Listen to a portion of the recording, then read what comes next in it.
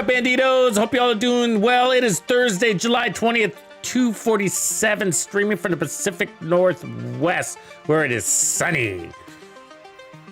And today we're gonna be getting into a close quarter combat build, utilizing this little beast and all that it does. It really is one of the best weapons in the game, let alone exotics. Very unique, but honestly, I just wanted a chance to wear this cool outfit.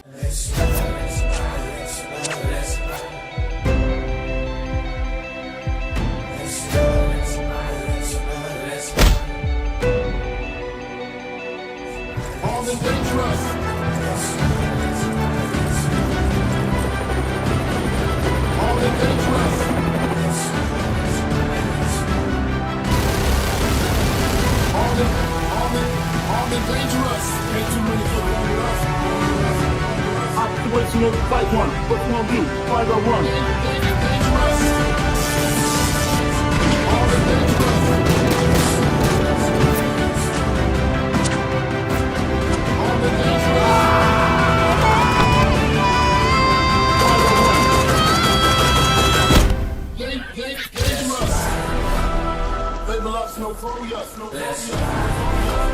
Ain't too many kids bang with us. Fight one. What you gonna do? Fight or run? All right, banditos, and we are live. I'm gonna have some fun with this bad boy Mantis. But like I said, it's just an excuse for me to run this really cool outfit because it matches kind of the paratrooper sniper psychopath thing I got going on here. Have you guys got this outfit yet? If you haven't, you got a few days left to do it. So make sure you take advantage. Actually, so the apparel event ends at the end of the week, the end of the division week, which is Monday night. So be warned. Anyways, the other day we were working on a high handling build and it actually came out really well. And so what I've done is just kind of made an adjustment to the weapon. And so we decided to go, I normally run a memento with these type of builds, but I decided to go Habsburg. Somebody was talking about Bloodsucker and I was like, yeah, okay, we can run Bloodsucker. We got enough damage, so we don't really need the memento. And I did kind of like bringing in additional weapon handling because of the attributes. So, you know, that was good. And so otherwise the build is the same. I just rotated the weapons in to bring the Mantis. Now, if you look closely, the Mantis has got headshot damage at 40%. 10% stability, which is helpful, crit chance, and then some reload speed, 1.2 reload speed, damage to targets out of cover, and then the talent in plain sight, which is basically 50% amp damage when the enemy's not looking at you. But more importantly, it resets the decoy, and that's what we're going to be showcasing today. How does that impact us in a sniping close quarter combat arrangement? All right, and so really, so although it's the build that's doing a lot of the work, we're gonna be kind of reviewing the decoy because it really is a big deal, and I've been talking about it a lot lately. And so if you watch the 104 climb on legendary with all directives that I did a couple of weeks ago, and I provided basically I think 4 or 5 builds in that, and ultimately gave a recommendation and what is the best build to XP farm, and it wasn't a Mantis build because of how valuable the decoy is when you're running 10 directives or 5 directives or whatever. When you're running difficult content, that decoy gives you the ability to eliminate a lot of targets really quickly with a single bullet. So that's what we're gonna be up to. So let's take a look at this build. The highlight of it, okay, is it's got high stability, 85% weapon handling. That's nuts. So the highest weapon handling I've been able to create on one of these builds is 100%. So it's almost there, okay? But I didn't want to run the ninja bike on this one, which is how we would get to 100%. So instead we're running Bloodsucker just to mix it up a little bit. We got a little bit of armor just to help with Bloodsucker because why not? Now, before we were running the SRS, which is basically the same weapon platform that the Mantis is built on, but the Mantis is actually stronger. You see that? So the Mantis is stronger, but we're gonna lose Determined, okay, as well as some stability. But in exchange, we're gonna get unlimited decoys and more damage. So it's kind of a trade-off. But 85% weapon handling, I'm hoping it performs really well. We're gonna run 3 pieces of hot shot for that weapon handling, headshot damage, and marksman rifle damage. We don't need headache. I got armor on this one, weapon handling, headshot damage, and then more weapon handling. The gloves are Petrov, the contractor's gloves. So we're looking for more weapon handling here. That gives us 10% by running 2 pieces. We got more weapon handling and damage to targets at a cover, or damage to armor, excuse me. And then the chest pieces are other Petrov. And then we got handling, headshot damage. It's not topped off yet, so I'll be sure to do that eventually. And then Headhunter, which is giving us 1,250% of our last headshot blow. So basically, we're gonna be chain killing, but more importantly, we're gonna be playing it really tight. So it's important that we land our shots. And so the weapon handling potential on this is a little bit higher, closer to 90% once we roll everything up. So we're almost there. And then we will be turning on directives to make it a little bit more challenging for us. So let's do that. So we'll run ammo hoarders, cool skills, fog of war, and ragers, but we won't run fragile armor because it always breaks on us. Sadly. Let's let that kick in. And then we will go.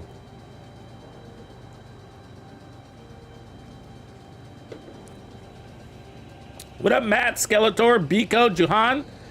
Johani in the house. AG, Nomex. Good to see you, Nomex. What up, bro? OG, Slick in the house. Biko, Sick Jim first, of course, of course. What's new, right? All right, did it do it? Yeah, I did it. Okay, cool, cool, cool, cool. Let's go fight. Let's go fight. So yesterday, if you missed yesterday's stream, we were running the Dread Edict, and we fine-tuned a hybrid out of it. It came out differently than you would expect, but really cool. Basically, the equivalent of 6 red cores and 5 skill tiers. It ended up coming out really interesting. I kind of took it a different direction than how I initially built it. So I'll be making a video on that one, trying to get out to you guys as soon as possible. Maybe as early as tomorrow if things go as planned.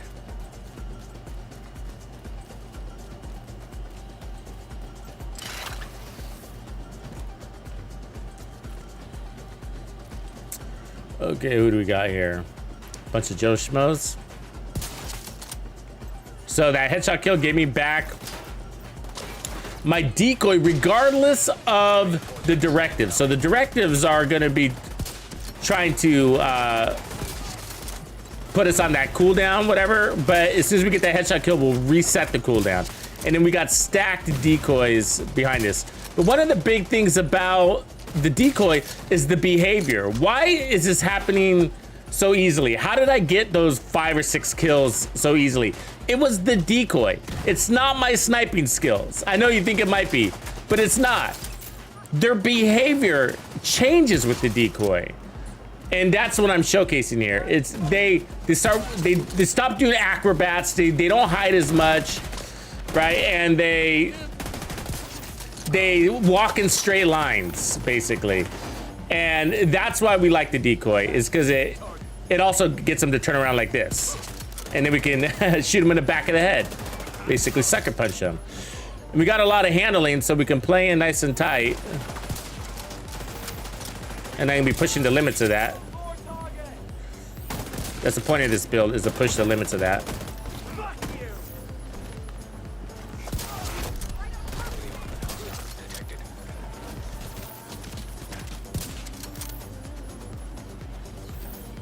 Okay, I guess they're leaving. Oh, let's pick up ammo over here.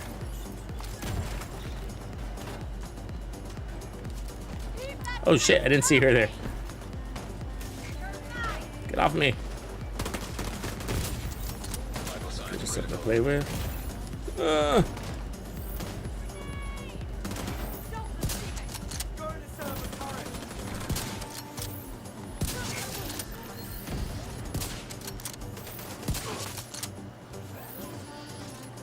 The decoy is doing all the work here. All the work. I'm just along for the ride.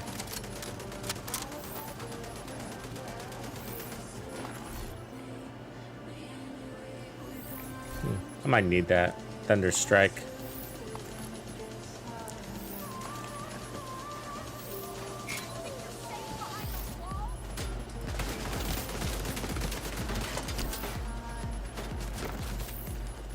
There! They're coming around the side!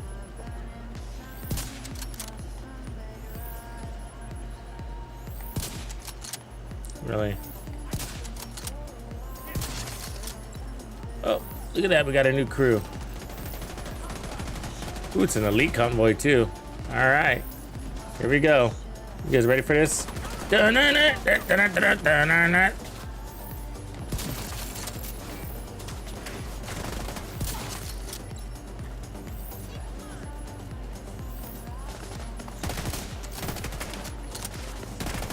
gonna climb that, aren't you? Oh.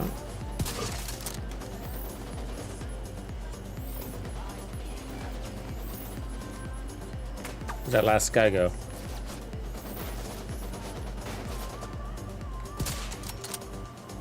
Ah!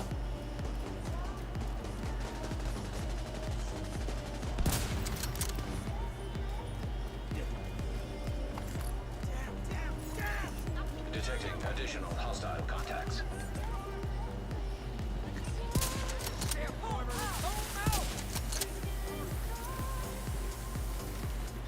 Where'd that shotgunner go? He's gone.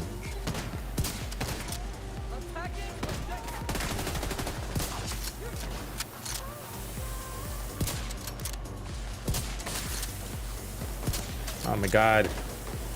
These foamers are the worst. I swear. They do that whole like walk and stop. Walk, stop.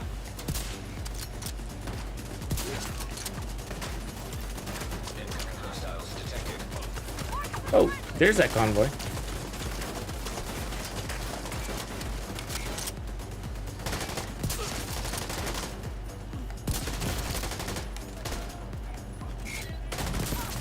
Serious trauma detected.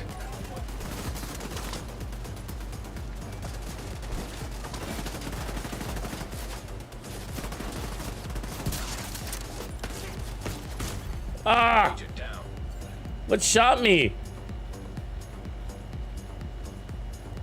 Oh, the guy laying down, I guess. It wasn't even facing me.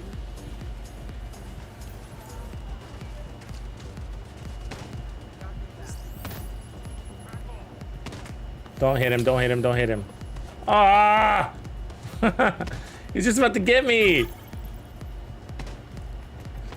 God, it's like our armor kits, you know what I mean? It's so fucking slow. Okay, see you later, I guess. Agent killed. So stupid. All right, let's try that again. Dumb way to die. And you can't fast travel because, you know, that'd be too convenient.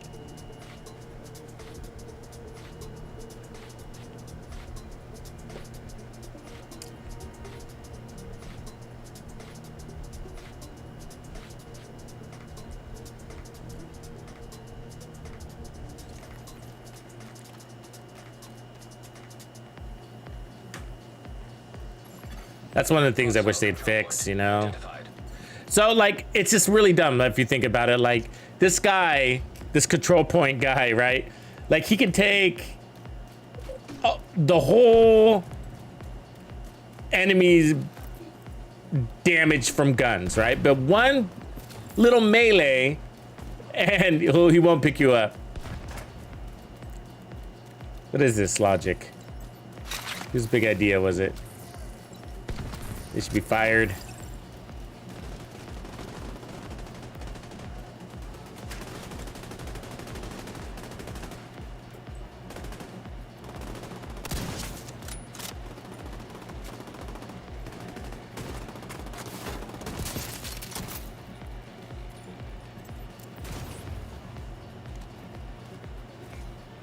Let's get our thumbs warmed up.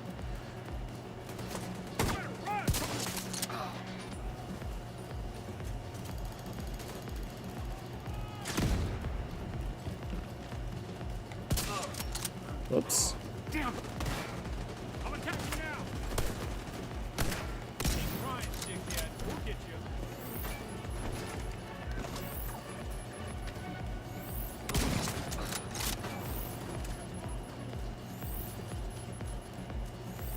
Moving to better position!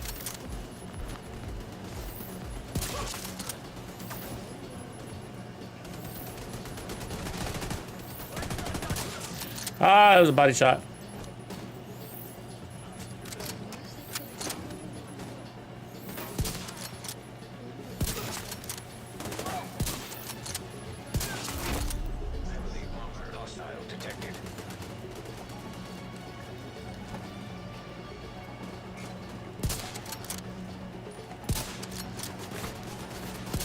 Oh, you fucker.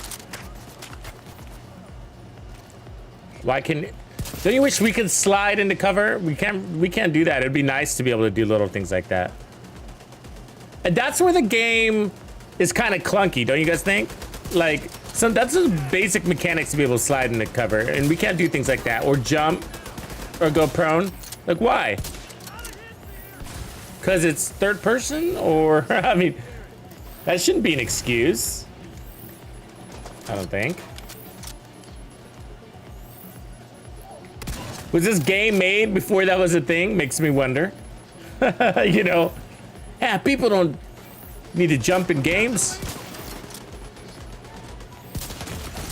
Did they feel like it was gonna take away from our tacticalness, or?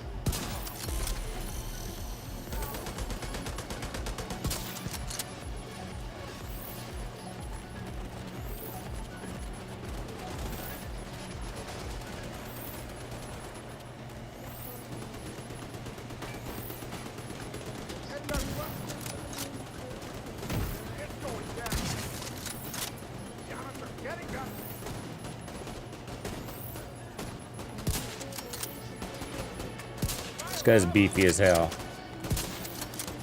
Give him something to chew on here.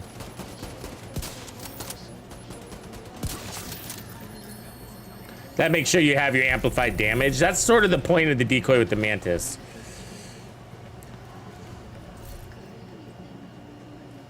So, because when you see the red flashing, that means that they're looking. Oops. God, I hate when that happens. Supply room access allowed. That means they're looking at you.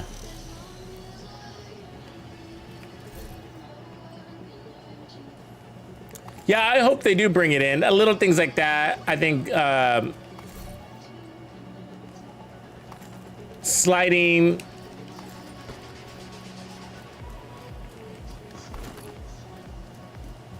Running faster. I would like that too.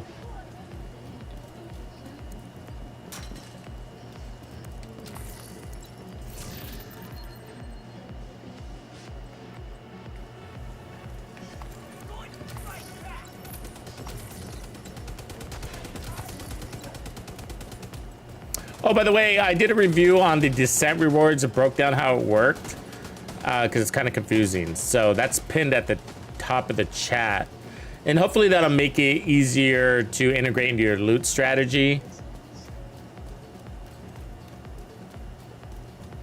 One of the things that really surprised me is how there's a lack of rewards after loop 19. You know, there's basically not much being provided. It makes you wonder, like, what is the point of going beyond loop 19 if you don't even get the loot?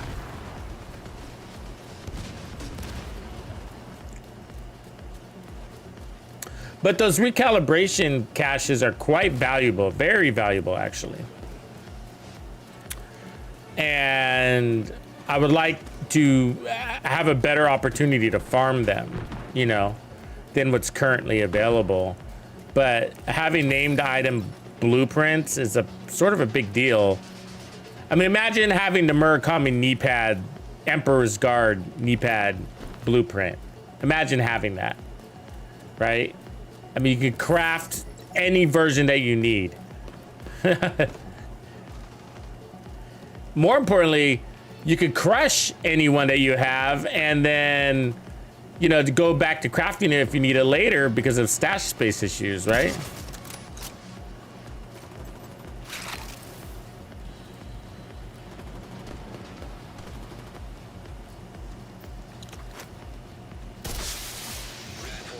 Things like that. I mean, weapons aren't that big of a deal to have a weapon blueprint because you usually only need one, but for stash space issues, it could be pretty valuable. Like for the apartment, for example. You know, let's say you love the apartment, but your stash is full. Fucking crush it if you haven't used it in a while. And then if you feel like getting it or breaking it out, just craft it. Because crafting is really not that expensive. You know? Come on, dude. Get your shit together over here.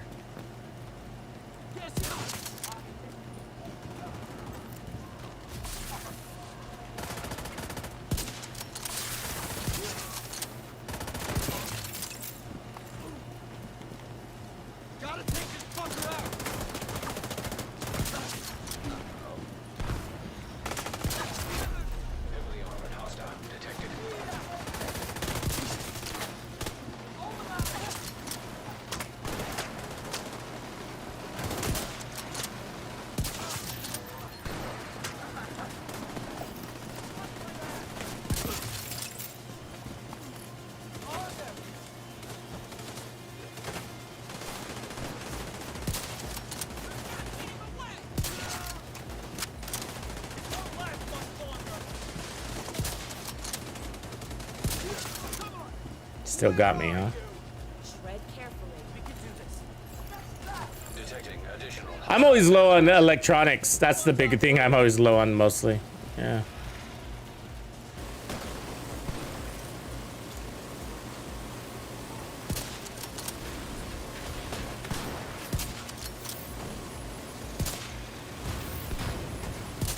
God damn it. That Warhound.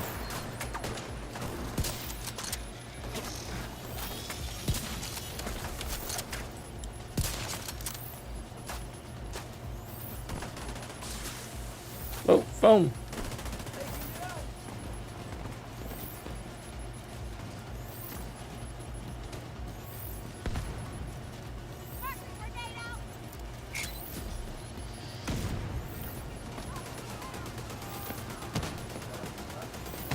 Come on, dude. Ups.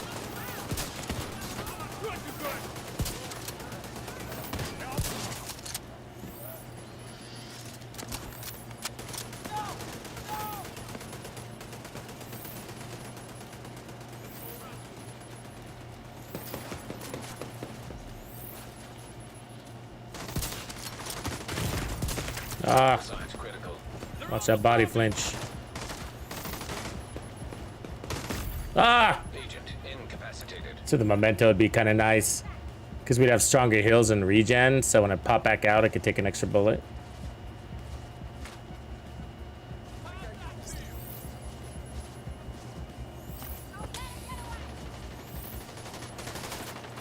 That's true, Aldo. I would love that too, actually. You know why? Good point. Because I have like a ton of them and none of them are perfect. Like I do, I'm still like hoping to get the best one. The right talents. It's a really good gun. The backup boomstick. You guys ever use that thing? Like Aldo's talking about? It's really fun. I've created a few builds for you guys on it. Actually using Hunter's Fury with a Headhunter chest piece. Oh, that build is so much fun because you're one-shotting with it. The catch is you have to be pretty close, of course, but Hunter's Fury assists with that.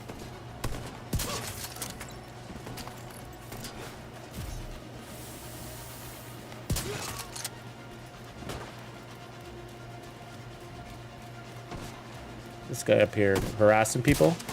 What? I wish we had an auto reload for the Mantis. Wish that was a thing. That'd be my dream.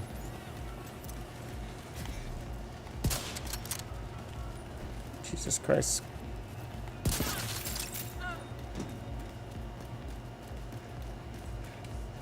Oh, here comes the mouth breather. I hear him breathing. Where are you, mouth breather?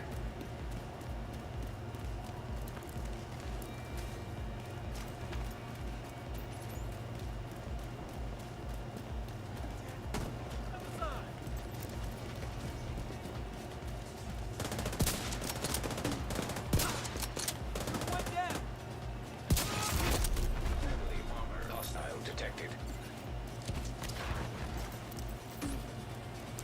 I mean, just unlimited decoys. Nothing new about it, but very powerful. Oops.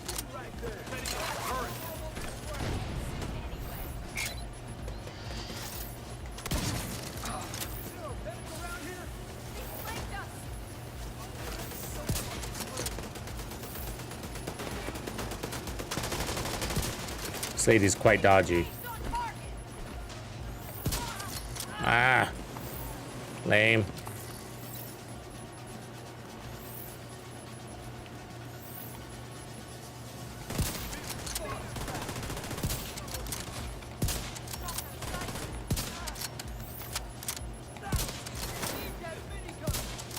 Oh, come on. Last one was on the shoulder.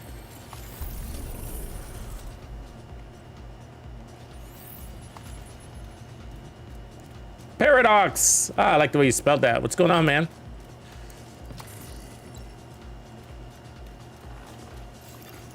Supply room access unlocked. Potato aim. Going back to PS4. Well, I mean, were you when you were on PC, Nomex? Were you Using the controller on PC, or were you mouse and keyboard? Because I'd imagine going back to controller makes things quite difficult.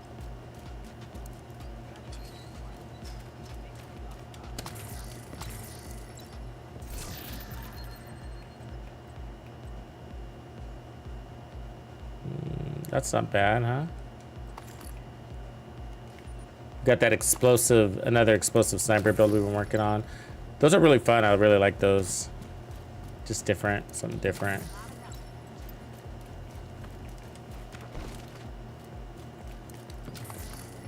We've got one of the ones we've been creating. What do you guys think about a status effect? We've been talking about this, but what do you think about status effect? A status effect sniper build. How would we use that? Now, one of the things that I'm not willing to let go of with the sniper build is Headhunter. So, because I know somebody out there is going to say trauma, trauma. Yeah, I get that. But like, no, why would we? I'm not going to trade my one-shot kill capability for trauma. I mean, no way. You know, what would we do?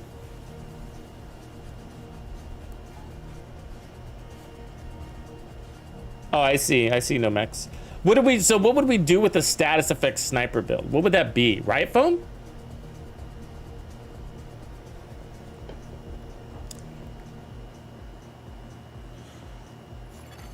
Hostile control point detected. Or is it not a sniper at all? Is it a shotgun riot foam build or a pistol riot foam build? It's a headshot build, but I mean, those would make a little bit more sense because well, especially a pistol, because it can be a lot easier to switch to riot foam or to use it faster, you know, because you're kind of closer to your enemy. Reinforcements incoming.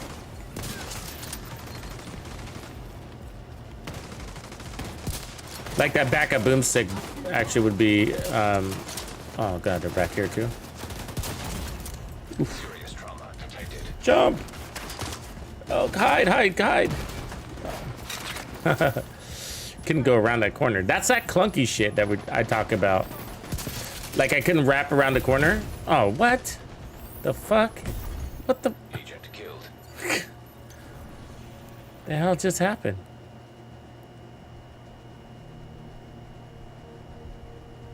Blinder fire. Oh, good point, Aldo. We could do a blinder. The downside of blinder is, you know, the cooldowns are so long on it.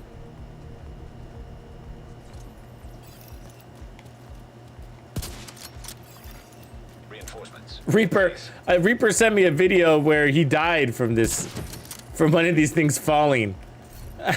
It was absolutely funny as hell. Oh my god, it was so funny. I think he was doing a supply drop. You know how they come down on parachutes? This supply drop little activities that you can do. So he entered and like one of the supply drops fell on his character's head right as he started, and it killed him. It killed him. I didn't know that could happen. Has anybody else had that experience?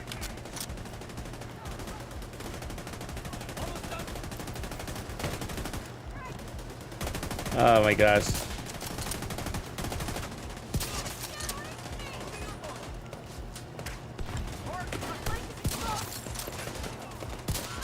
Ah, that was a shoulder shot. Got robbed. Need more shells. It's going down. We'll strike them from the side.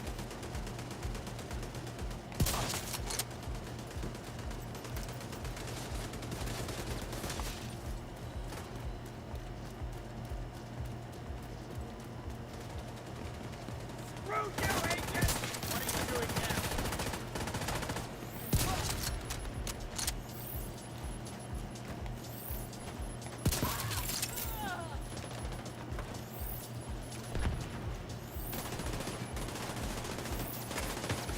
There's a whole plethora of guys in here, huh? Heavily armored hostile detected. A plethora. No targets in range.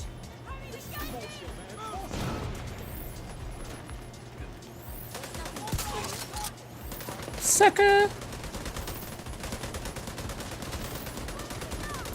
So I'm actually practicing right now. So I'm practicing my shots on the go. And so that one was a miss, for example. So it takes a nice balance on your joystick, a little bit of focus, but... And sometimes the game robs you on those, because you're like, God, that felt like it was on, but...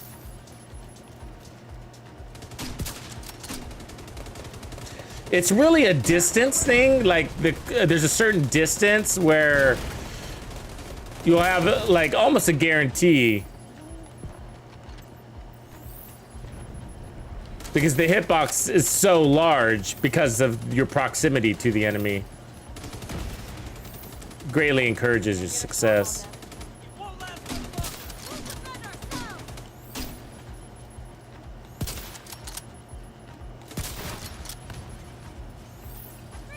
Come on out, dude.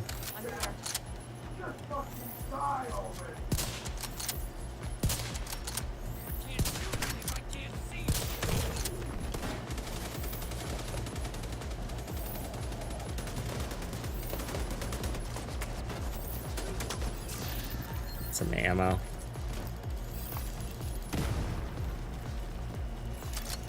Incoming hostiles detected. Might be able to see him from over there. Never let you win.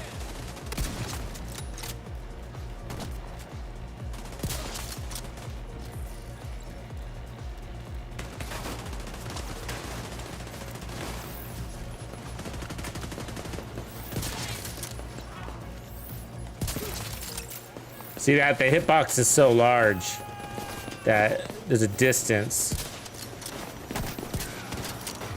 Now, as soon as you start taking damage, though, you're gonna have to be careful with that,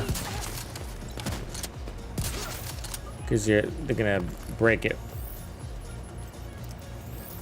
Your ability to do it. Oops, that was a body shot.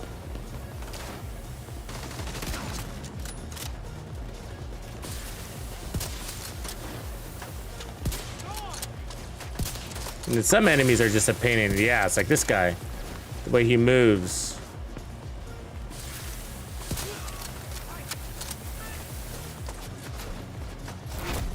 Heavily armored hostile detected.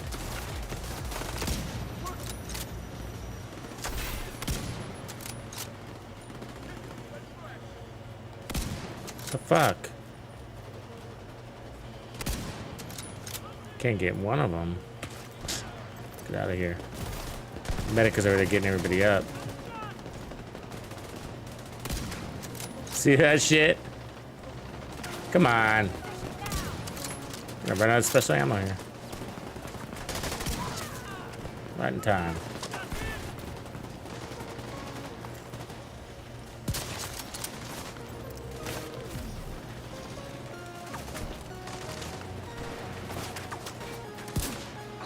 See, that was on the head. They robbed you, man. I saw it.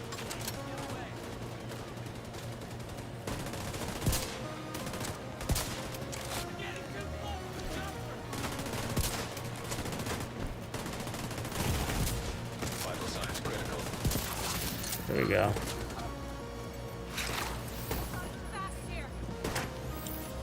Oh, what? Agent down. Come on.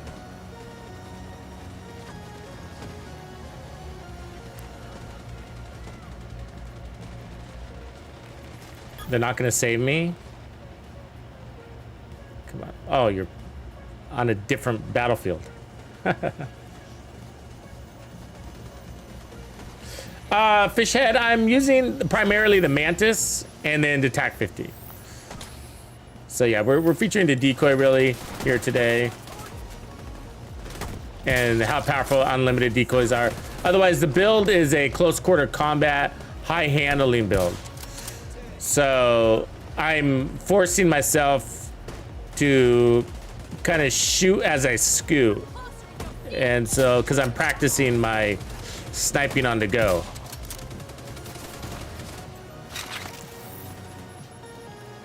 Quite a little bit of focus. That's all. Just gotta get rid of that warhound.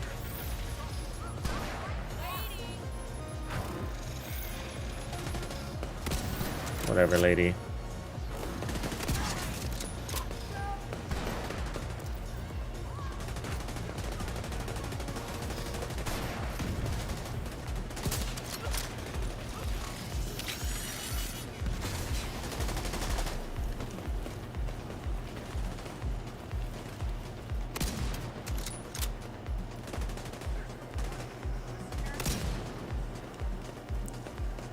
That was his fucking hand, my ass.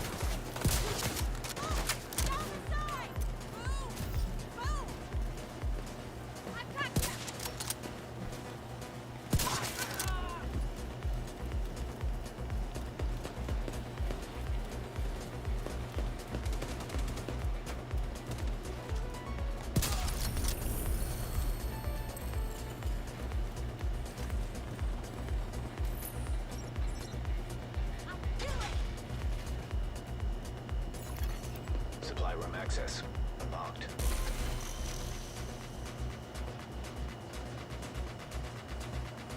Oh, dumping a full clip of St. Helma's and do no damage. I don't know if I've seen that yet. Have I seen that? Maybe.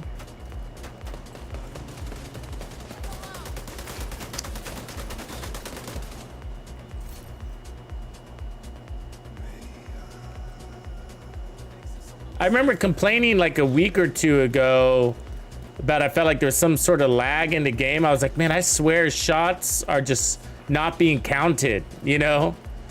I didn't quite put my thumb on the issue, but I was like, man, I'm seeing shots hit these guys and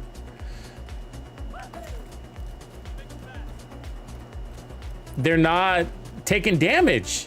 You know, it's just like happens sometimes with the snipers too. It's like I saw that bullet go right through his chest. His chest.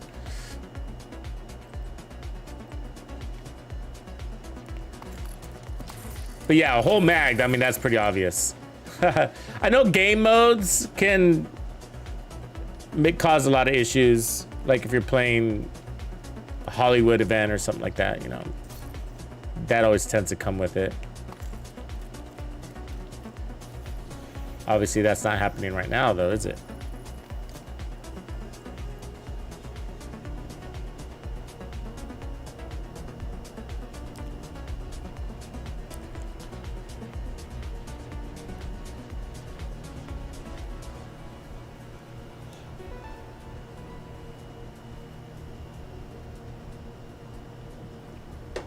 Let me take a look at the known issues board and see if they've updated on the perfect companion. So fix ready. The companion talent and its perfect version can be activated without an ally. So I know there's kind of been some chatter out there, but people saying that the double companion is going to be fixed, but it doesn't mention that. It doesn't mention that in the known issues board. I'll click in there, see, move this card for price to fix rating. All it says is that what they're fixing is the fact that it can be activated when you're not near an ally. So it doesn't say they're fixing the damage. However, it's possible they might fix that along the way, so we're gonna have to see. So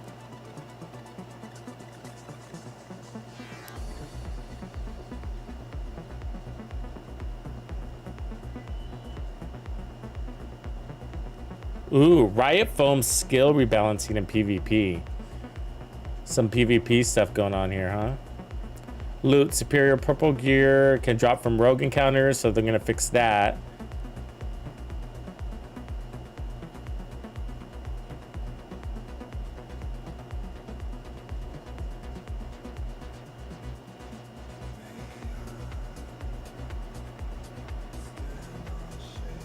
Oh, Skeletor, that they're fixing that orange bar thing for bounties that you had. They say it's a UI issue, but it says multiple orange bars appear instead of toast notifications. So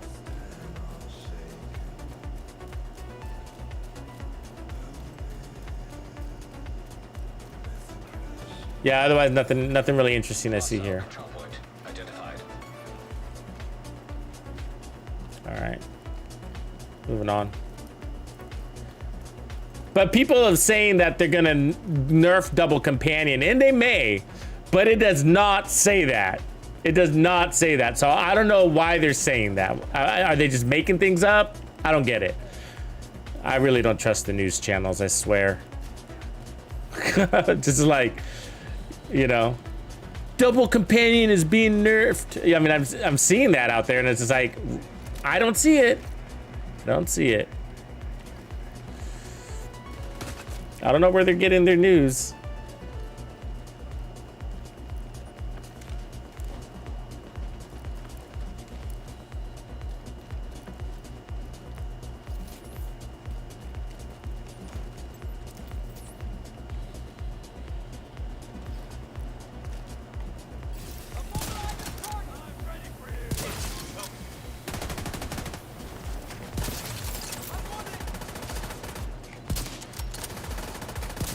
Oh, come on. Reinforcements en route. I'll sweep the area.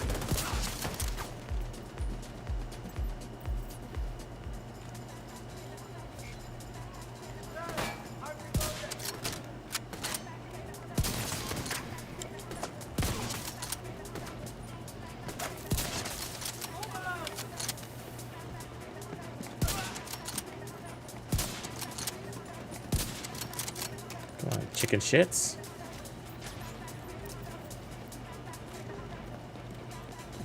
Enemy is too close.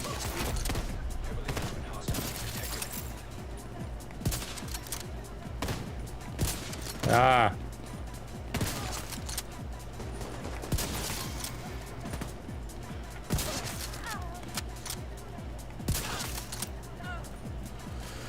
Need some of that special stuff, huh? Detecting additional hostile contacts. There it is.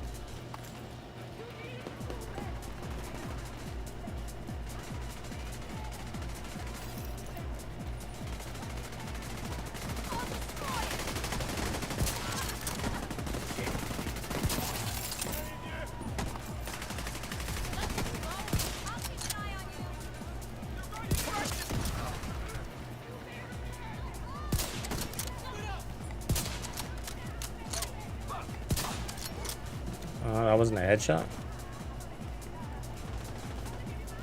No line of sight. I'll move.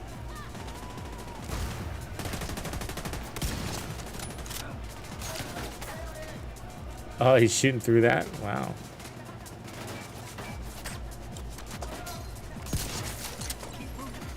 Civilians in danger. Stay right there. They're too close.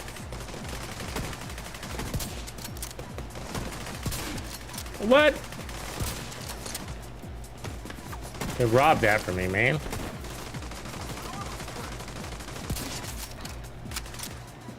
Solving the objective.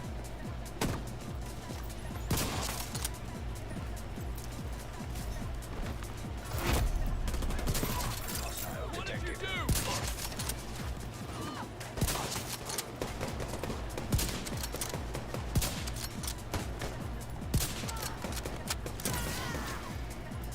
Damn it. Don't steal my kill. Bruh.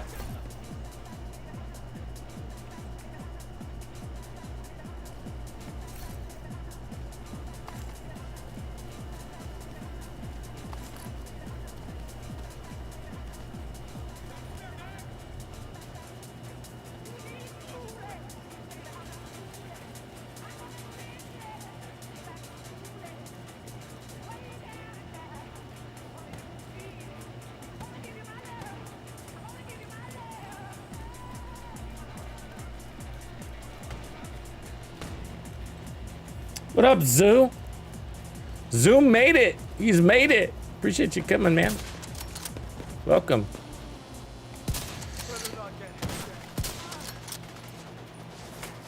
Yeah, this last week, I've been doing a lot more earlier streams than I normally do.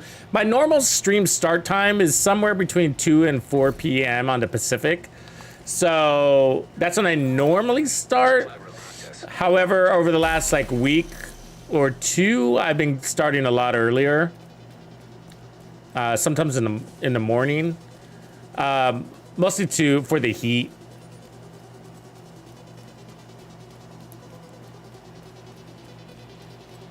But on the weekends, I'll still try to maintain. As far as I know, I'll be maintaining the evening streams. But yeah, so I've been getting out to my office basically like around 4:30, 4 in the morning. And then I'll work on video stuff, and then as soon as I get the video done, then I try to go live, which is usually around 10 in the morning. But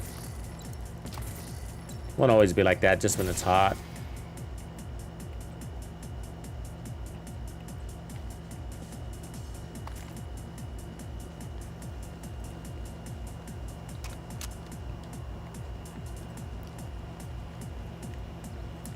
Any gear? Any good gear? Okay, so we want to see if we need to kill that.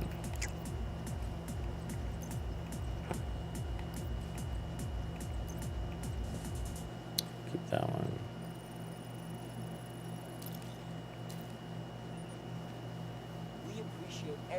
Yeah, Joker, there's a good chance it could be a silent nerf. I see the possibility for sure. But I don't know.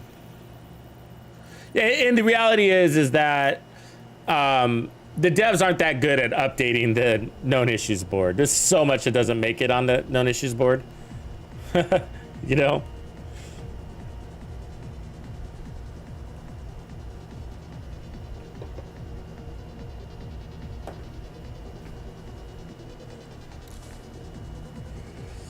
Arnold doesn't need a gun. Arnold's build would just be a melee. What do you think, Biko? Hostile control point detected. Just a melee build? Run around Bloody Knuckles. Or the Shock. Probably the Shock. No shoot, just melee.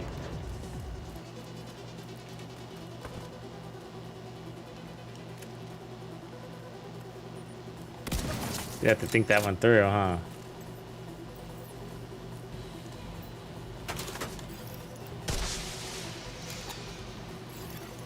Reinforcements incoming. That turret guy. Damn it. They love to hide behind the turrets. It's like really annoying. Where did that come from?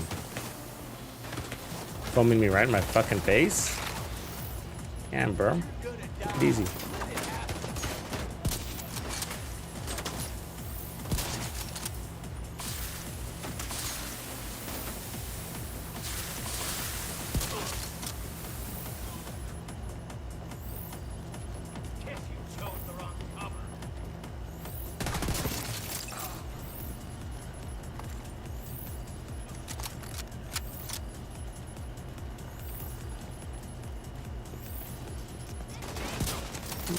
Oh no, not these guys.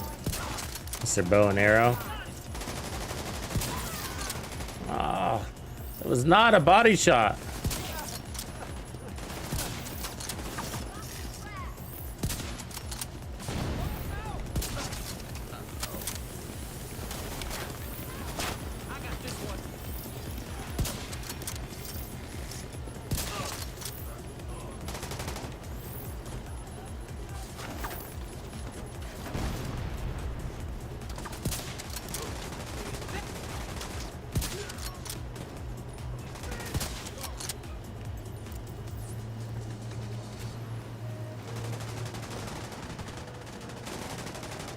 Got 5 on 1, 4 on 1, and they can't get her. That's how tanky our enemies are. Allies can't do shit. It's so rare that they get a kill. Like I feel like really excited for them when they get one, you know? Bless their digital souls.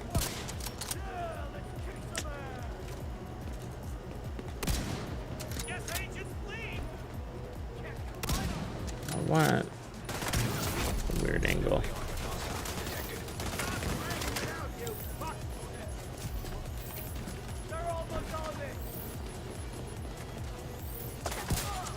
Oh, come on.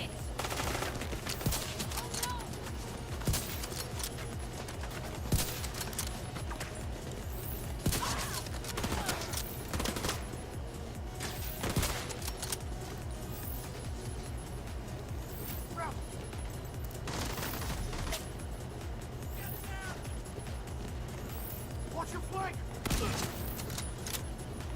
Yeah! Fuck, gotta reload.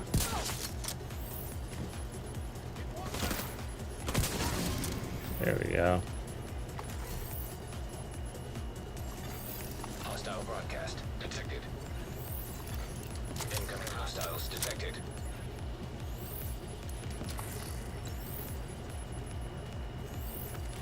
You missed Chuck Norris? 6. I like doing characters. I like having fun with the characters. I got a bunch on the works. Just takes a while to get through production, you know? And then priorities.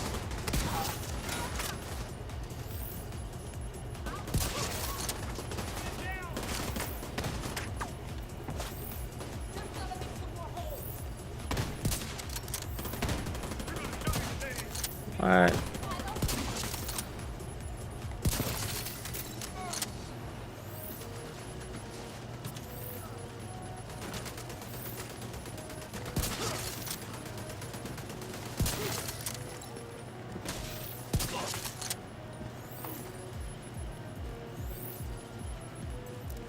Securing the position now.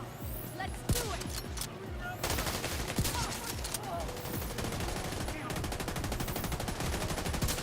Ah, weak.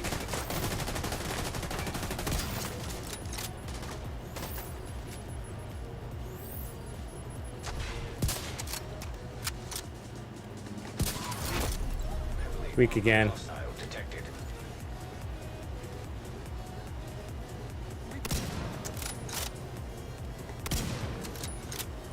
Good shot. I'll set up a turret. Watch that movement. Retreat. And it's gonna be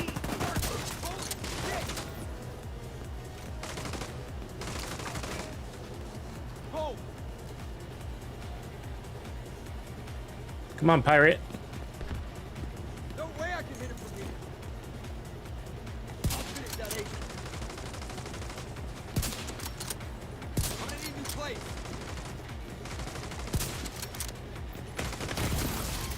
Serious trauma detected.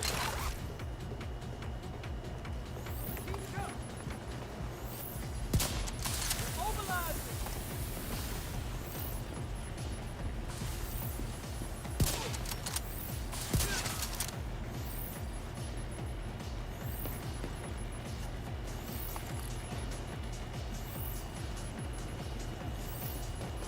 It's only another fist.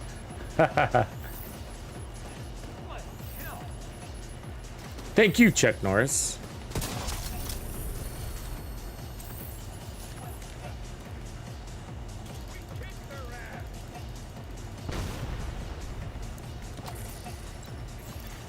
Supply room access unlocked.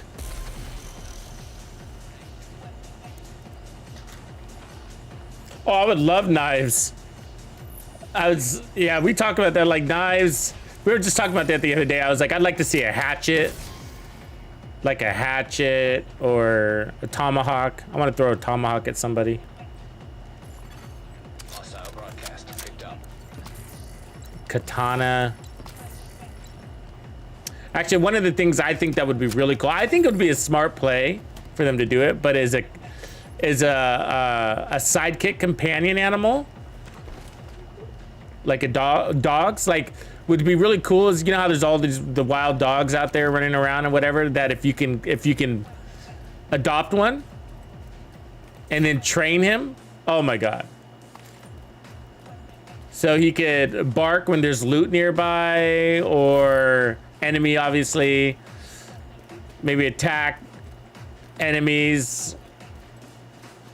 And then maybe he can take damage and he could actually die. And then you have to adopt another dog, so you protect him. You want to protect him. And then you have to retrain another dog if you lose your other one. So you go around and find it. Maybe you prefer a German Shepherd. Maybe different dogs have different abilities. But that'd be cool because I think it would really attract like animal lovers to the game, you know, when you put an emphasis like that. You want a crow to peck people's eyes, Fishhead? That's mean, man.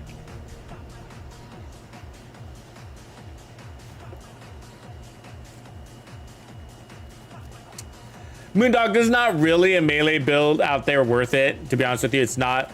It's kind of one of my complaints about this game altogether. You want a war elephant, Barber? Come on. A war elephant? Holy hell. Like, I've always complained about the melees in this game. It's just ridiculous. One, like, if we're not gonna have shit for melee, then they need to nerf the enemy's melee, because it's fucking ridiculous. I mean, those guys punch you, you stagger, and fuck, you basically shit your pants, you know? And this enemy, you can't even stagger them nor damage them, really. Not even with like 2,000% melee increase. It's just like, we just really suck at melees in this game. But that doesn't bother me, really. But what bothers me, really, is that the NPCs, their melees are so goddamn overpowered, you know? It just doesn't seem right. I get we're the underdogs, but take it easy, devs, you know? What kind of game doesn't have a decent melee? I mean, that's high risk, high reward gameplay. That's, you know? I think that if you're that close to the enemy, you should have a strong melee. If you take the risk to get there, you know?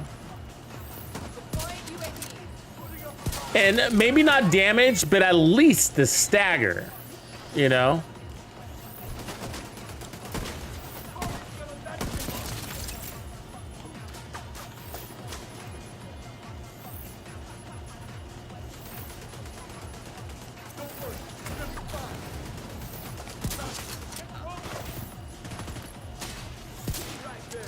That's bullshit. That person lived.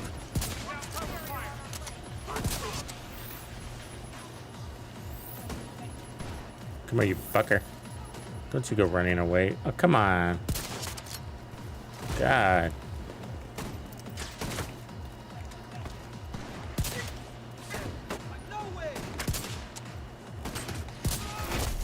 Heavily armored hostile detected.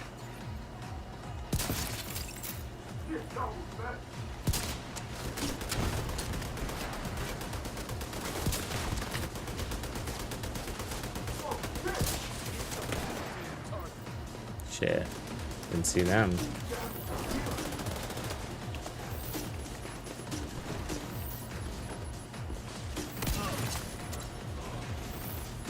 Put them down!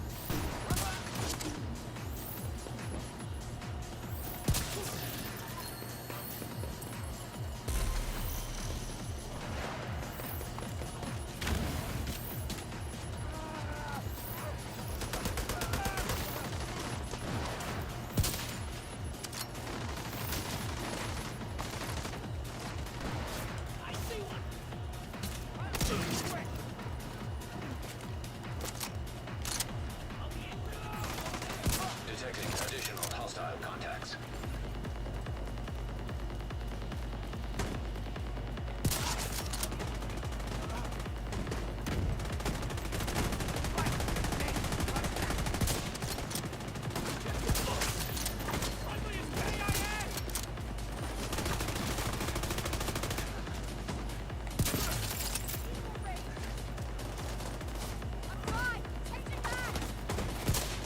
Damn it, she ran.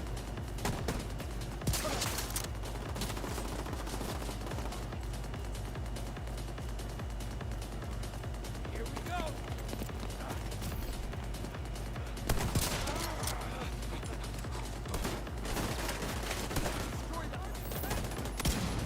Oh, that went right through you, buddy.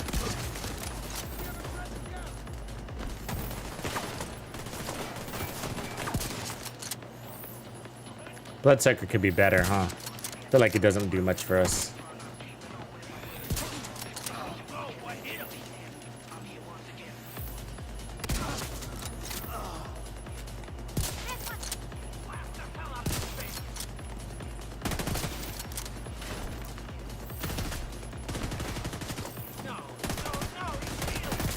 Ah. Immediate medical assistance needed.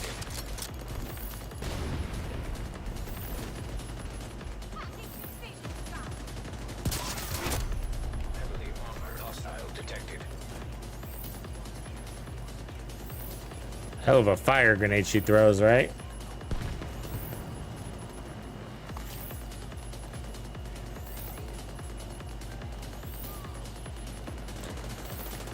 Somebody behind me?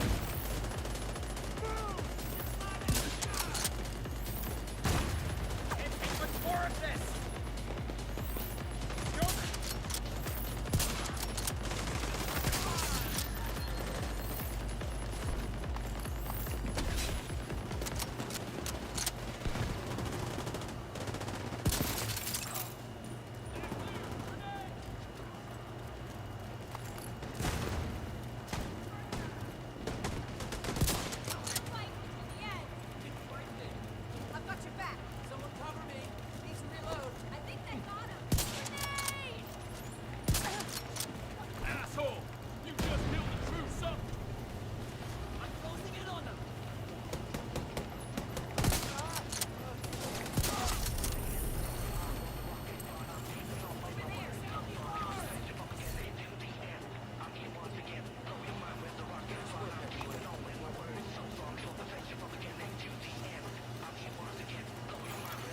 Supply room access unlocked. Yeah, the sledgehammer guy. That'd be fun to have a sledgehammer, though. A monkey flinging poo. Oh my gosh. I was saying before, like, you know how they stopped giving us skills? We used to get skills with every season.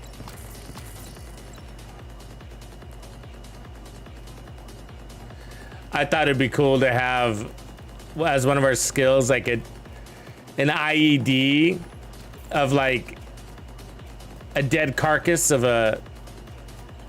like a deer. You know, you hang a dead carcass and somebody's like, look, food. It's an IED and explodes. So much you can do in this game. Just taking notes.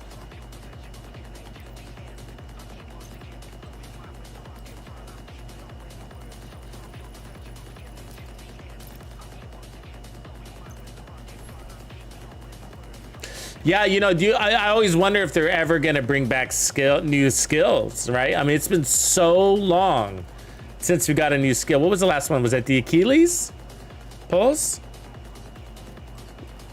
I think that was the last skill we got. Yeah, was. That was forever ago.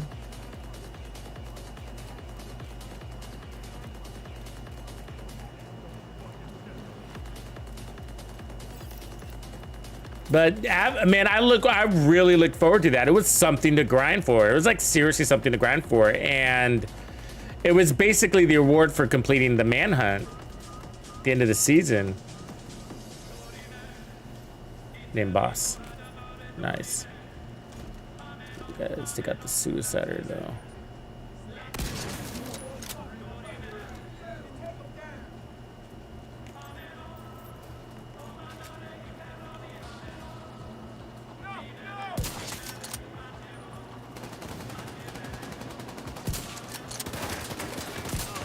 Aw, fuck you, dude. You made me miss a shot.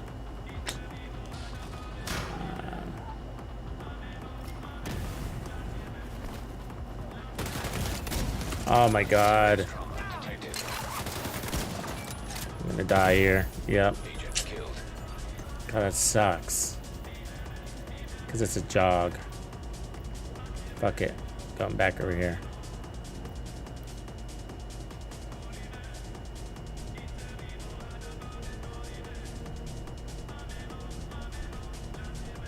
A new gear set, brand set? I think we need something for rifles. And pistols. But what would it do? You know, I'm always a big fan of like things that really sync with skills. So I would like, or some sort of status effect, like basically Hunter's Fury's like that, right? So is Heartbreaker, and then like the Mantis, but Hunter's Fury. Do I have on here? Anyways, Hunter's Fury, yeah, there it is. So Hunter's Fury is basically the memento of gear sets, right? So you got damage, and then you got your defense, which is armor on kill, and then you have your skill or status effects, which is the stagger, disorientating. So, I mean, I really like that. I feel like that makes gear sets really well-rounded. Heartbreaker's like that too. So Heartbreaker, the skill is the pulse, the defense is the bonus armor, the offense is obviously the weapon damage. And so I like those well-rounded sets, and I feel like they do a lot better than like Aces, which is just all damage, and Striker, which is just all damage. They have their role. They have a role in this game, of course, but they are kind of, you know, kind of fall flat when it comes to like interesting. You know what I mean? Because there's so much more to this game than just damage, you know? And so if I know that there's players that's all they're interested in is just they run a Striker's build and it's always the strongest version, and that's all they run is a red Striker's build with an assault rifle, and that's their idea of fun. But the reality is that player, whether that's you or somebody else, hasn't discovered what you can do in this game yet, because it's really exciting when you have these very strong builds like the one I'm running with 90%, for example, weapon handling. This is a crazy off meta build, you know, crazy off meta. And we're running 4 directives. We could be running 5 if that 5th one wasn't broken. I thought I'd reset this. And, you know, it's really fun. And so I would like the game to help open up people's minds. And the devs are doing that. They're definitely doing that, right? By giving us weapons like St. Elmo's, right? So St. Elmo's is a damage status effect hybrid gun. You guys see that, right? So they give us mega crit rolls, and then they give us status effects. Now, I know that, you know, people think the St. Elmo's is this OP weapon, but it's not that different from the capacitor if you look at it, right? So let's take a quick look at that as side by side. So let me put on the St. Elmo's and then let's compare it. So it's hard to compare with the mods, but I'll show you down here. Look, so the capacitor on the left, St. Elmo's on the right, right? Okay, so the St. Elmo's is weaker than the capacitor, but it has a larger mag than the capacitor. Basically, they're evening each other out. The capacitor's got damage to armor in addition to that, and they both got fast reloads. They both got hybrid talents, okay? Actum Est is a status effect where capacitance is both damage to skills and weapon. Okay, so you're getting more damage there. But look at the mods. This is where things get interesting. If you add up the total crit mods, it's 40% in total, right? 20% crit damage, 20% crit chance. And everybody's like, oh my God, that's massive, that's amazing. And it is. But look at the capacitor on the left. 30% crit damage and 10% crit chance. What does that add up to? 40% in crit chance mods. And then you get the weapon handling in the rounds, right? And so I get that the St. Elmo's got a big mag and that's attractive. However, the capacitor's got a large damage to armor, which no other assault rifle has. So, and they both can zoom. They're very comparable weapons, you know? And so these are the kind of things that I think make the game interesting, right? Like for me, like I'm not running the St. Elmo's all the time, not at all. You see me featuring it a lot because it's year 5, season 1, and you know, I'm doing that for the community to help the community find their place with the weapon. But the reality is it's not an OP weapon. I'm not gonna run it on all my builds. Some builds I want damage there, not just status effects. You know what I mean? Like, so I might run the Police M4 with Optimus or whatever, or this one, you know, whatever. Doesn't matter.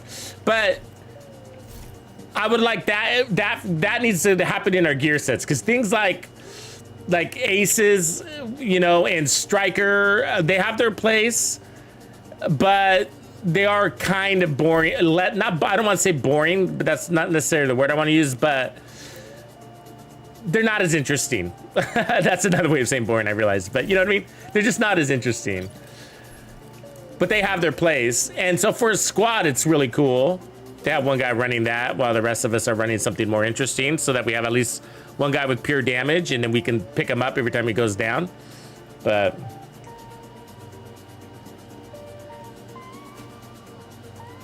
ooh, a shock sticky bomb would be cool. Hostile control point identified. I would like a hack capability. I feel like that would be big. I feel like, you know, we need to be able to hack enemy skills. Like, imagine, and then they run autonomous, so you can't control it, but you hack it and it defends you. Like, you can hack a turret, you can hack a warhound or a tank. That'd be sick. That'd be kind of a Watch Dogs thing, you know? Like, why not? Why not? I mean, how hard would that be to develop in? I don't feel like it'd be that hard, you know?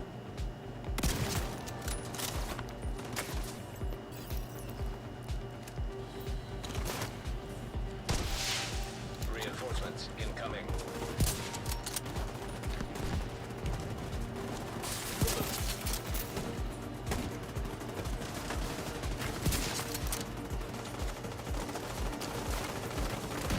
I don't know. What do I know, though, huh?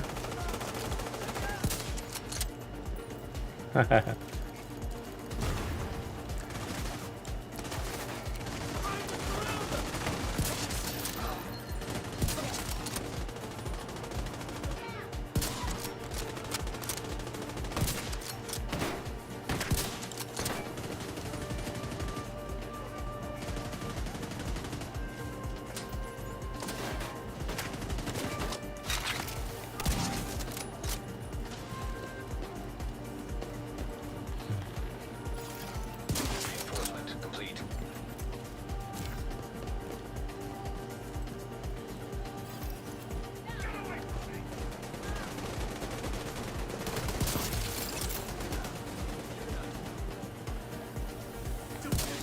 Kill him!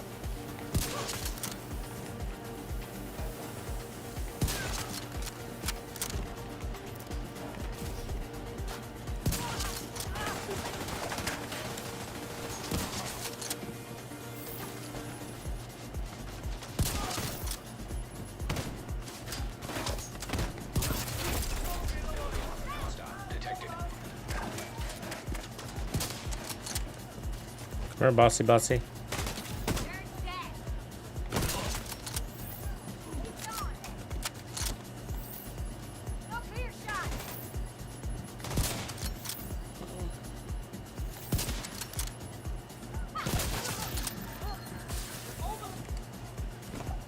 Come on, I'm ready for you.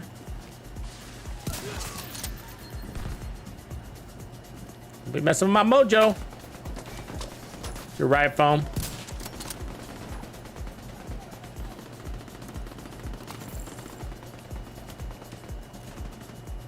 Yeah, yeah, that's right, Orb. It's been broken for a couple of seasons now. I'm just kind of sick of it breaking on me halfway through a mission. You know? Or whatever. Incoming Then you have to hostiles reset. It's very unreliable. Like, breaks with the memento too. Ruins the memento. I just kind of stopped running it. I mean, I had some lucky days with it though, where it wouldn't break, but it's not worth it. Risk.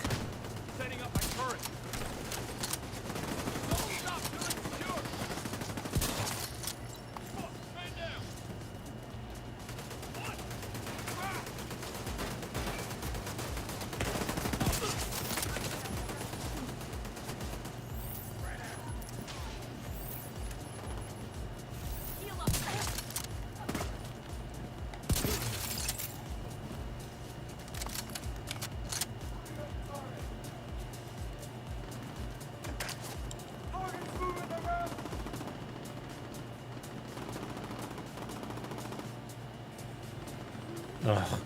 See, I don't like shooting at them from when they're running away because they're big ass backpacks.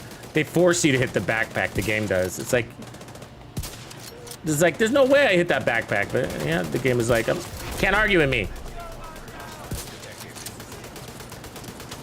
I wish there was like a review camera, you know, like in football, like where you can review the play and reverse the call and shit.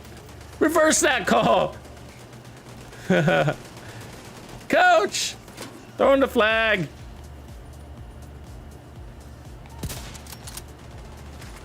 There's been some questionable calls. I'll just say that.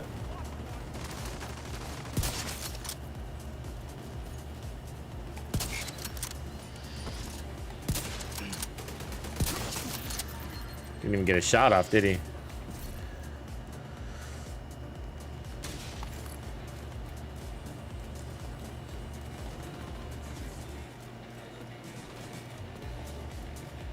Yeah, this entrance up here, Fishhead, is this the one you're talking about? This one back here?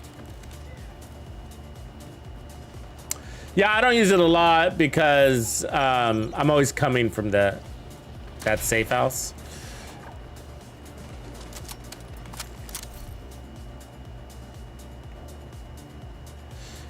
But sometimes these guys will climb up here. The enemy will climb up here on those porta potties.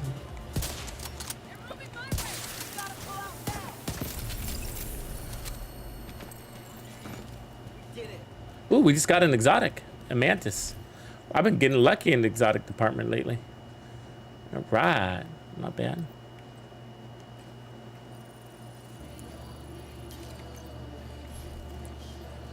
Yesterday, I got 3 exotics in one day. That is so rare, for me at least. Supply room access. I used to, back in the day, if you guys haven't been playing, if you're new to this game, oh boy, a lot has changed. A lot has changed. Man, there used to be, so you know how there's the, oops, there's some gear. You know how there's these stash systems now, the big yellow crates that you can open up now, right? Those things. So those didn't used to exist. And so, like, if you notice, that exotic that I got was technically from that crate. I think it was. Either way, it showed up as a reward, right? It showed up as a reward and went directly into my backpack, not as an exotic on the ground. That's my point. Anyways, I think that stash was already open. I didn't even open that stash, so I don't know why it shows up there sometimes. Anyways, point is, exotics used to just drop more freely in the open world, and so like, this is quite a ways ago. I mean, on a Tuesday, you know how the map resets. On Tuesdays, you know, we'd all get together as a clan or whatever, as friends or whatever, and just, you know, do our invadeds. And this is before legendaries were really a thing. I think, if I remember right, I think legendaries came after that. But either way, I would get, like, on Tuesdays, doing just my regular, like, let's clear the invadeds and all that stuff. I mean, I'd get, like, I'd have days where I'd get like 6 or 7 exotics in a day. In a day, just like 3 or 4 hours of playtime, you know? Maybe 12 a week, you know? Probably average like 12 a week. And that's before the projects, okay? So they introduced the exotic projects later, Summit and all that shit. That all came later. So they gave you so that we now have like guaranteed ways of getting exotics, guaranteed, but there's less. And what's guaranteed is the amount of time you have to invest. So that's what the devs have done, right? Is they've required a guaranteed amount of time to play in order to get those exotics, right? Because you got to do 30 floors of the Summit is one example, right? And how many hours is that going to take you to do? You got to do 1 legendary. How many hours is that going to take you to do? You know?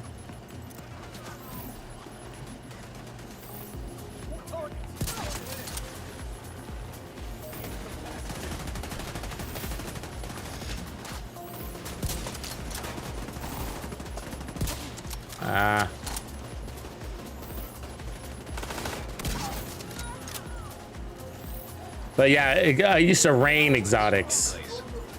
And that's all before the expertise. And now that we have the expertise that really needs exotics. Changing position. Get crowded here.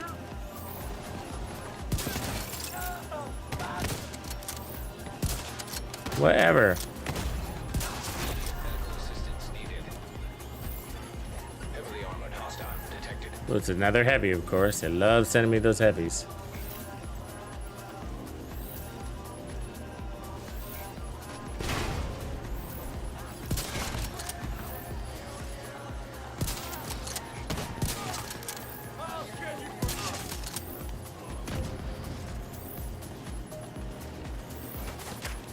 I like this control point. It always kind of, there's always a lot of action here.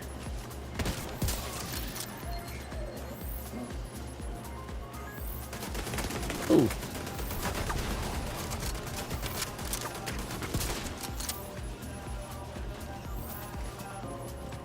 Enemies on my flank. Gotta go back. Turret needs to protect. Should have stayed on me. Yeah, so weapon handling, so we got a lot of it, right, on this build. And there's something there that's not in the description of weapon handling, or that's commonly known with weapon handling. But there's something in there with the rechambering that's definitely faster as part of its reload speed enhancement. Because if you notice how fast I get that second shot out, which is not a reload technically, because it's just a rechamber of the next shot, but it's dramatically fast, and it's awesome. I gotta say, it stays in my butt because I get that second shot out really fast. You see that right there? So 2 shots out real fast, so it doesn't bother me if I get a miss, because I'll get that other shot out real quickly. And we're talking about microseconds. But in this, with these builds, the way we're playing at least, it's the difference between life and death. Because we can kill them before they even get a shot off. At extremely close quarter fights, right? I mean, basically point blanking this stuff.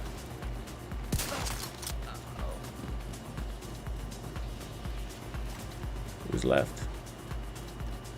And where are they fighting from?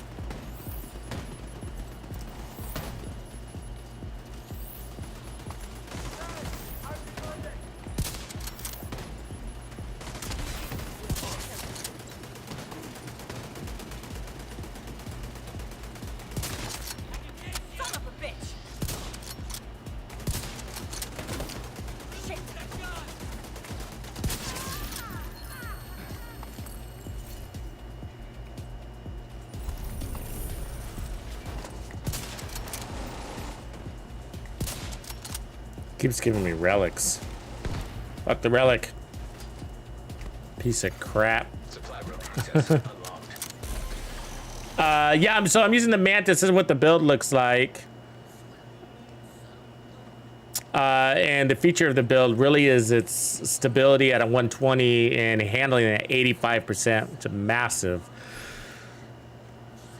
1.1 playing in a bloodsucker. The memento you'd get a lot more mileage out of, the reality is, because of its bonus armor, and regen.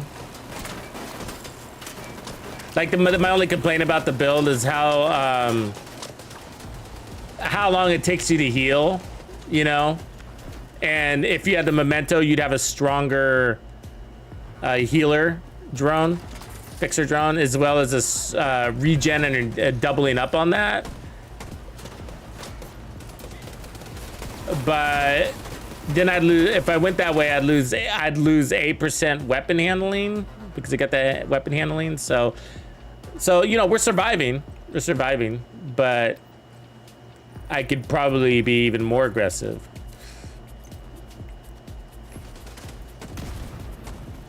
I think tomorrow, going back to that status effect build we were talking about, headshot status effect build, I'm gonna try that tomorrow, either with a pistol, a rifle, or a shotgun. One shot kill. Can I fall in? No. And then we'll do some sort of like heavy status effects at close quarter combat. Probably the rifle. That'll be fun.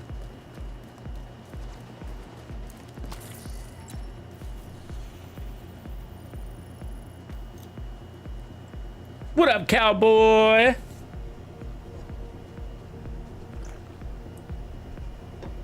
Miracle, there you are, bro. What up, Onyx? Welcome in, man. Yeah, the booster hive would be cool. You know what? I wish they did the thing. You know how you can run the artificer hive and get the perks without setting it down? I wish they did that with like the booster too, you know? The other hives, even the healer. Hostile control point nearby. But I'm moving a little bit too much to use the booster. But yeah, that would be amazing. You don't have to move, obviously. Like with snipers, like it's actually a little counterproductive to be moving. But I like it mostly for the challenge, you know. Just to add a little excitement to the gameplay.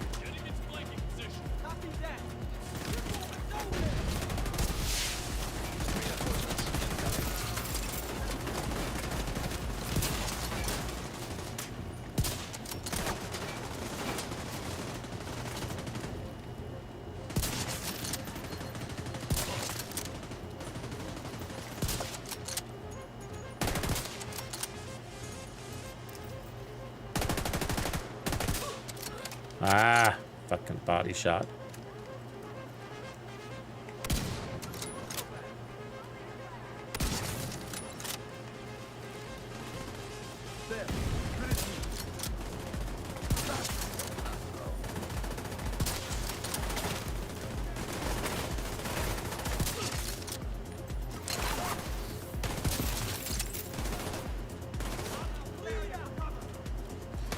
So plus Bloodsucker puts a lot of pressure on you. Like you got to get that kill inside 10 seconds, or you got to start all over. It's kind of annoying. Reinforcements complete.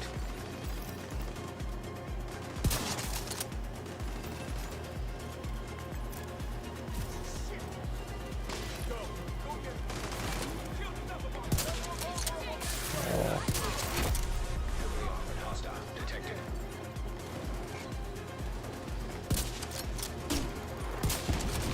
Oh, got me.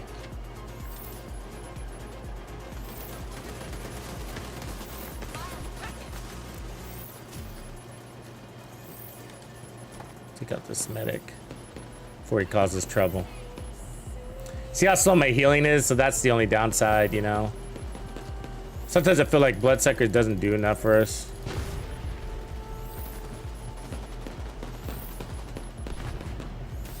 Let's see what's wrong. You're okay.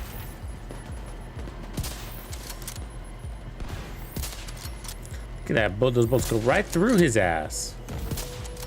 Better run. Now go on.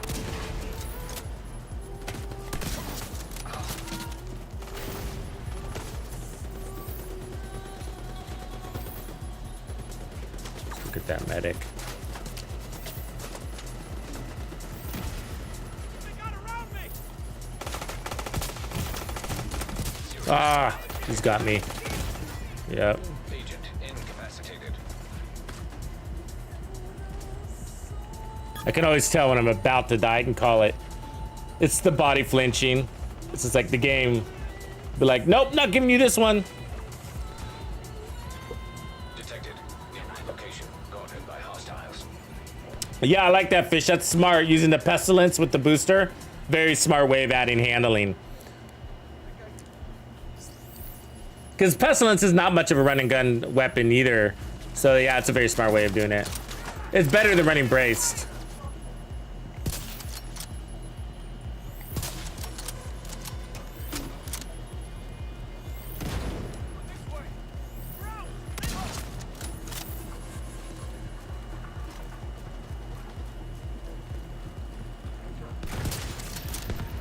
Oh, good timing, huh? You see that? He kind of blew himself up right as I hit his, so he took a double explosion. I don't know if I can record that. Just got my record button on.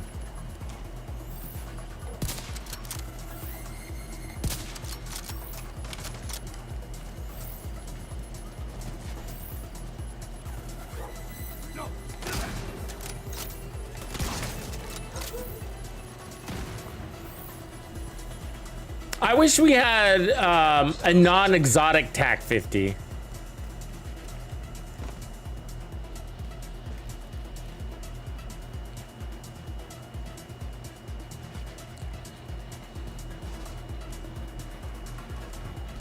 Oh, Colin, I gotta try that, man. That sounds great.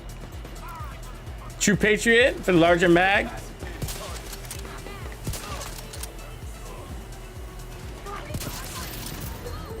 What do you think about going Brazos instead? Kind of does the same thing, right? But you get the skill tier 2 since it's a... is that one a hybrid? Is that one a hybrid? I think it is.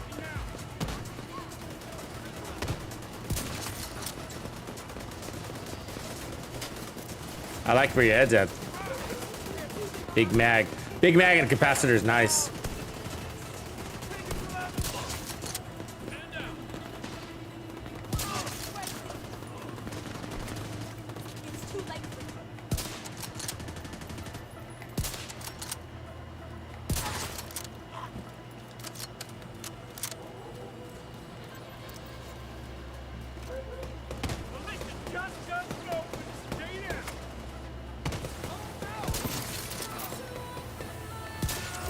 Oh, whatever. Hostile detected.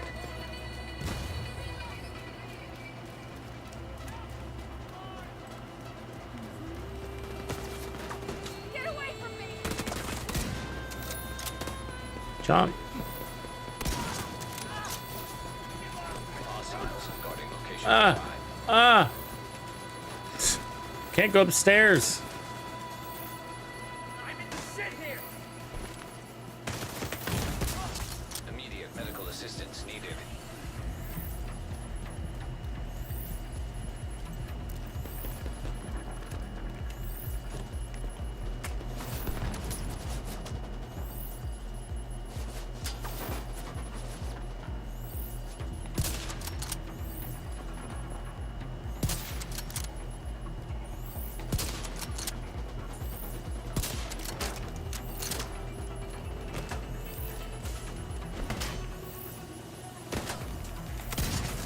He's sniping me with his fucking shotgun. That's bullshit. That was an M870 at like 65 yards.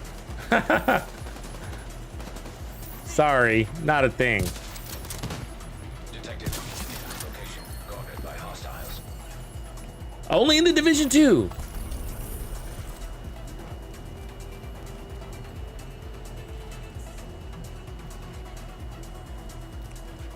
A piece of her nose flying. Supply room access. Locked.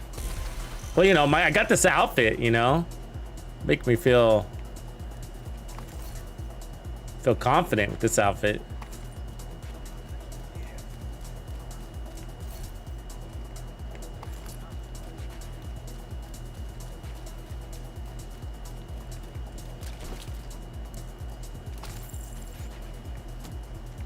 Let's change our headgear. So the camos one kind of goes good with this too. I look like a Chechnyan soldier right there. Any Chechnyans out there? How do you guys think I look?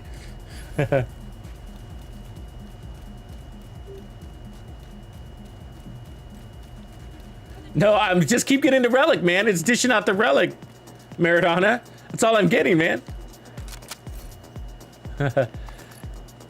They're pushing it on me.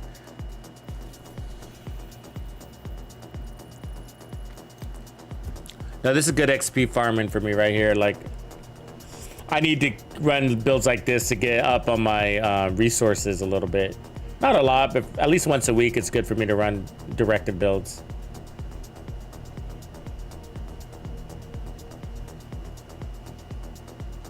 Yeah, the sweaty ass helmet. I know. Like, this is definitely not a. This is a winter one here, but we could also run the. Yeah, that hat. That goes well together, huh? This little bucket.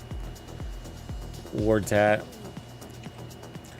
We got a lot of gear. Like, it's tough for me to choose now. I mean, I like the Cavalier outfit too. You guys like that one? You guys have that one? Came off the rewards track.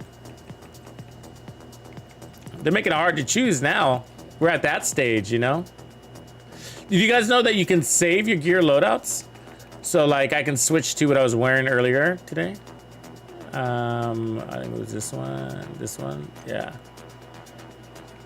Right, cool. One click and you got your favorite outfit back together.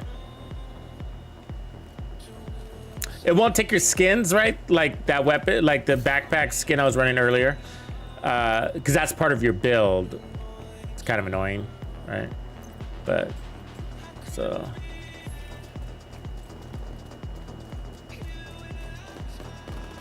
nobody does Tidal Basin because you gotta clear your invadeds. So I stopped doing invadeds. I don't do invadeds anymore.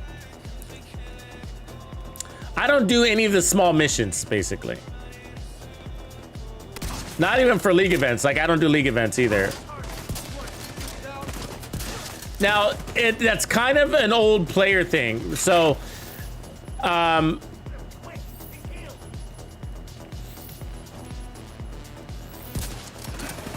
on, got a sneeze coming. Got a sneeze. So, it's because, like, for this is my reason at least. I can't speak for the rest of the community, but for me, like, it took a long time for them to introduce legendaries, and so we were playing nothing. We just kept playing these heroic missions over and over, including Tidal Basin. It used to be my favorite mission, actually, and so we kind of played them out for a long time because there was no legendary missions, and then they brought us legendaries, and then it was like the same 3 legendaries over and over and over again. I thought I dropped my...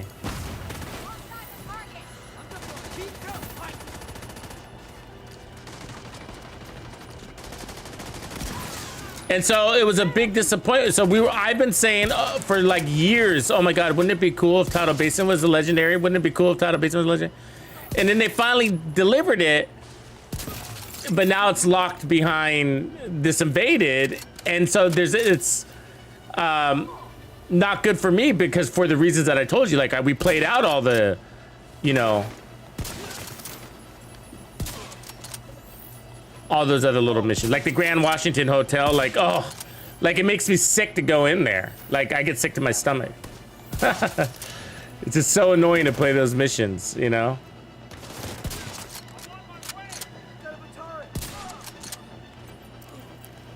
And I can play the same mission over and over again, right? Like I can play District Union Arena over and over again. Doesn't bother me.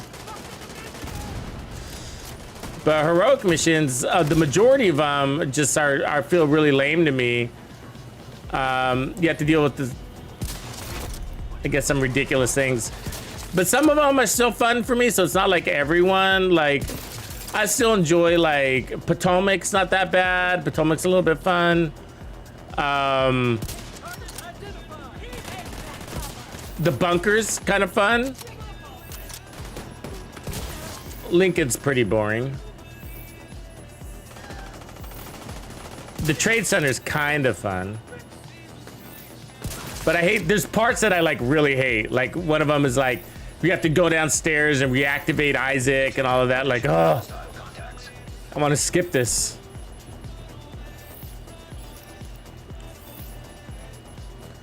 But anyways, so that's my reason for not doing it. It's like, I'm not gonna go and play 4 invadeds to unlock that. But you should. You know, the reality is, I'll give you guys a tip. Like, I'm just beyond this, but like, the guys that I've played with, like the veteran players, the guys that have been around since like day 1, and their watches are like twice my size, okay? They always had like the best gear. Like, everything was god rolled, and they got their 13% protection from elites before I did, and you know, they had all the named weapons and unlocked everything everywhere through all the, you know, they had everything, right? And you know why? It's because they were religious on Tuesdays. It was like, they always did their invadeds, and they always did the projects. They did all the projects, all of them, you know? And if you look at all of that stuff, there's a lot of XP in there, a lot of XP bonuses in there. And along with XP, if you've noticed, there's just greater chances of getting drops. I've always noticed the correlation between XP and exotics. You know, like, there's some sort of correlation. I don't know for sure, but from my experience, there seems to be a correlation, you know. But, you know, we don't know the RNG algorithm for sure, but nobody's ever said that from the devs, but either way, these guys always had this everything. And so, like, if you want to have really good gear and god rules and great resources and all that shit, expertise quickly, just do your projects. That's why it's there, you know? That's why it's there. And everybody's always looking for these shortcuts and these cheats and to try to work around it. But the basics are just enjoy the game, do those projects, and you'll have all the XP and leveling up in weapons and exotics and that your heart can desire, you know?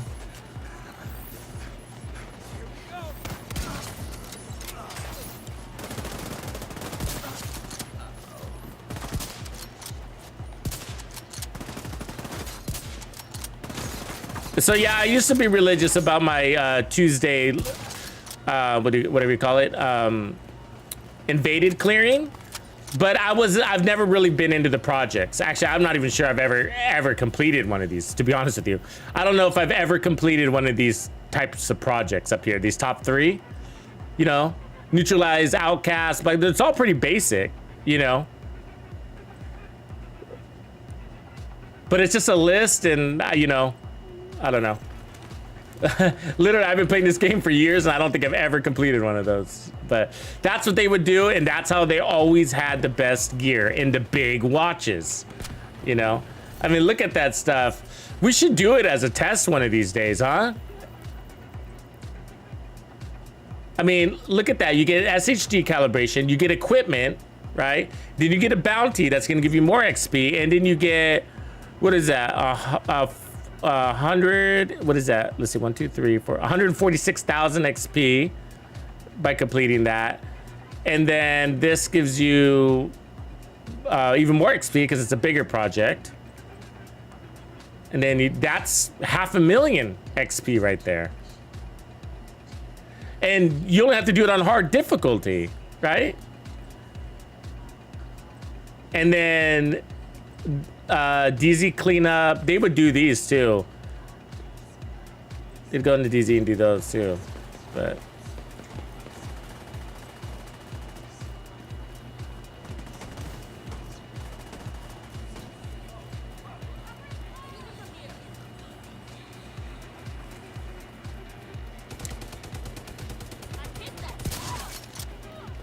who's left alive?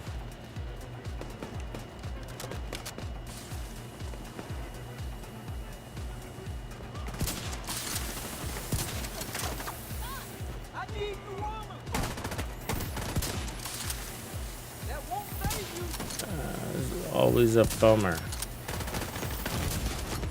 Come on, let me. I don't know why. Agent down. I lost focus.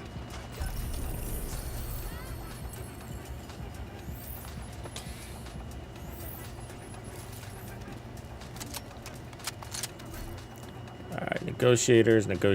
Electric, skill damage, status effect, shock and awe. That's not bad, right? It's got everything it needs. Status effects, skill damage, status effects, and shock and awe. That's a good one. Shock and awe gives you more skill damage and repairs when you apply status effects. So that's a good little.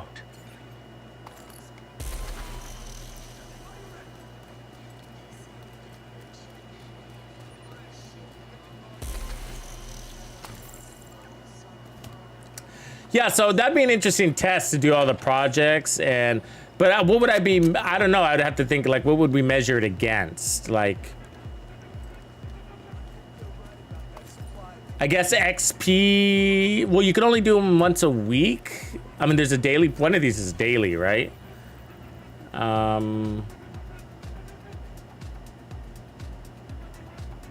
hours, 8 hours. So these are dailies. This is weekly, daily. Weekly, so 3 dailies. But it'd be interesting to like just to complete all these in a single day and see what the XP comes out to, plus do the invadeds and do it all on a Tuesday.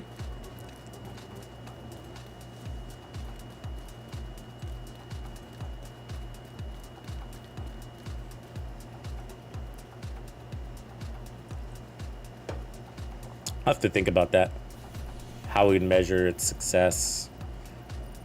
I mean, I guess we could just measure it against like an hour of farming the open world and then multiply how long it takes to do it. So if you did all those things, how much shade level would you get?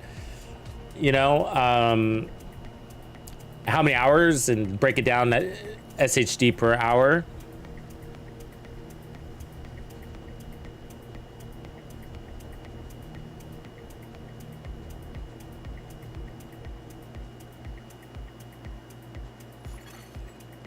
Control point nearby.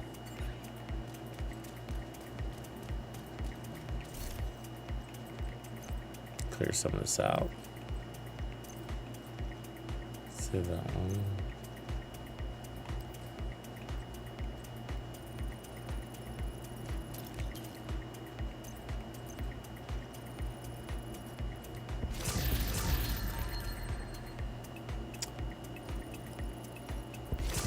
Some of the projects give blueprints. I don't think so. I think they were side missions and control points that do blueprints. And then they added them to control points, right? Equipment item.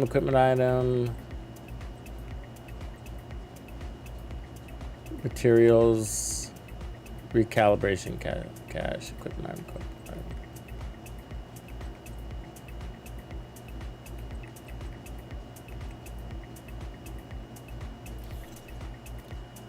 And I can't remember for sure though. What up, Aaron? So we got a couple things going here. I'll show you in a second. Let's get some of these. So I'm running a Mantis close quarter combat build. So a couple of days ago, we created this. Well, it starts from a couple of weeks back. So a couple of weeks back, I created that ninja sniper build, if you remember. And that's the one that had 100% weapon handling on it. Okay, and then a couple of days ago, we modified it, that build, and came up with a really good one that didn't use the Ninja Bike backpack, because the original one, the Ninja Sniper, used the Ninja Bike backpack. So this one, and we got it to 90% weapon handling. So we lost 10%, but we're not running the Ninja Bike, so it came out to be pretty good. And so, and then today what I did is I swapped out that weapon for the Mantis, and in turn we're getting a little bit more damage. but we end up with 85% weapon handling. So, but in exchange, we're getting 100%, or not 100%, we got unlimited decoys. So it's a trade-off, because with the other ones we were running determined, which is absolutely amazing. So we lost determined, but we got the unlimited decoys, which really helps you land your shots on target. So basically close quarter combat sniping with the Mantis and showcasing what the decoy can do for you, as far as not keeping you alive. Obviously that's one of the things, but more about shots on target, because of how the NPCs change their behavior according to the decoy.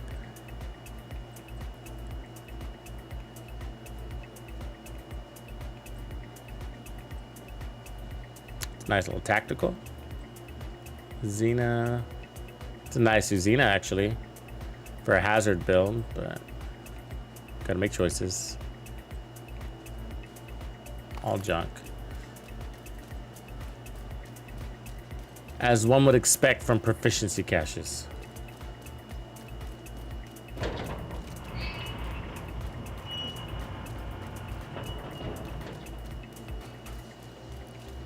So what do you guys think about that sentiment around the dark zone, where people say, there's this whole thing, and people say,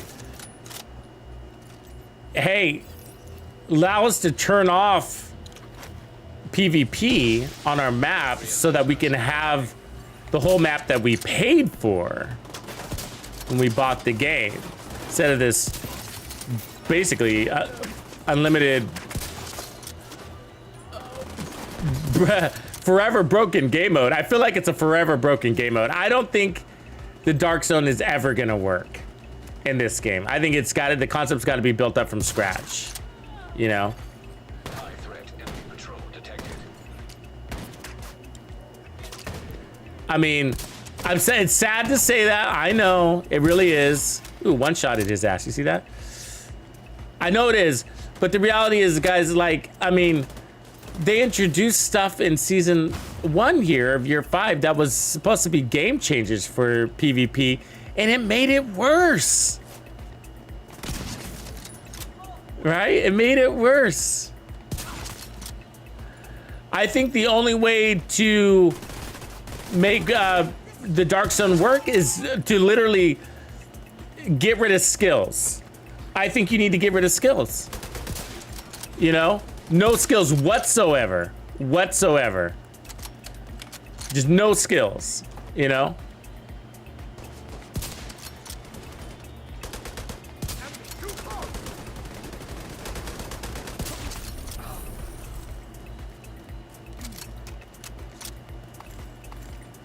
And that's the only way to work, you know? But whatever. But, you know, my point is, though, is like, what do you think about that whole thing, being able to take back your dark zone as a PvE only area, you know?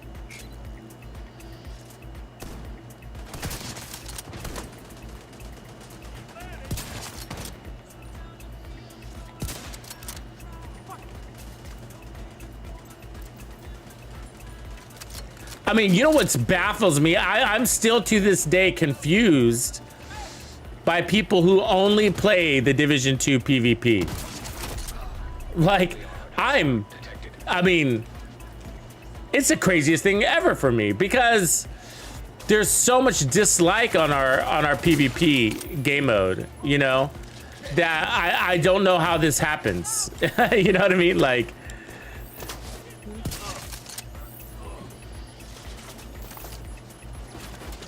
and I feel like the people that do complain about it more than the people that don't play PvP, you know?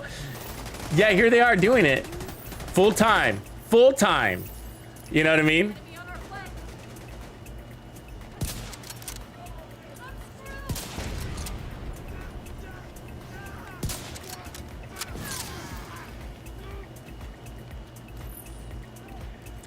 mean, are they playing it because of what PvP could be? Is that why? Or what it used to be? Or what it is? I mean, I don't know, but it does confuse me. Just because I know, and everybody knows, it's no hidden secret. It's not my opinion. It is public fact how bad our PvP is, right? Since the beginning of the Division 2, it has been a public fact how bad the PvP is, right? Like, rebalancing is just a major issue in this game, and it just we're in year 5 and it's never been right, you know?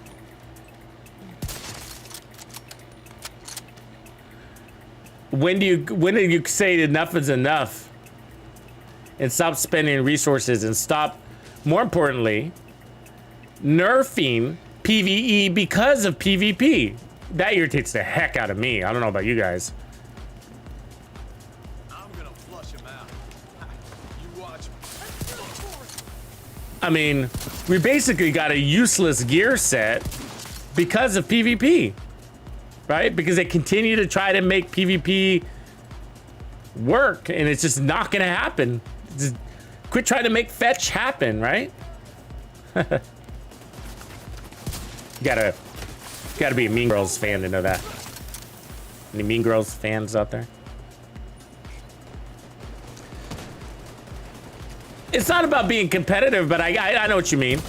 But like there's other PvP games, right? Call of Duty and whatever. That's really fun, even if you're not competitive. Descent. Oh my God, Descent is so fun, even if you're not competitive, because the risk of getting killed is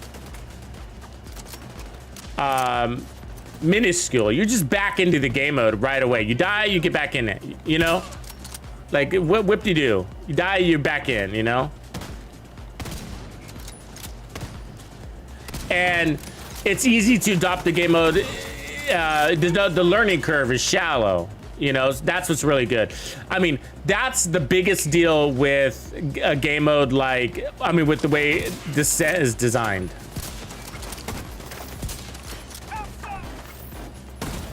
Uh-oh. He's got me. Yeah, he's got me. I could tell I was going down. Like, Descent is so good. You could pick up your controller, and after about an hour or two, probably about 2 hours of gameplay, you got the hang of it. You know what I mean? You got the hang of it. And then the only disadvantage there will be probably just unlocking your mods and and factions, but mostly mods. And so that would be the only advantage somebody else has on you, is they got mods unlocked because they've invested the hours to do so. But there's no rebalancing we needed for that. It's just, you just got to put in the hours and get your mods, you know? But in the beta testing, we had all of our mods, so that wasn't really an issue. But I can tell you, every class was amazing. The shotguns were amazing. The assault rifles were amazing.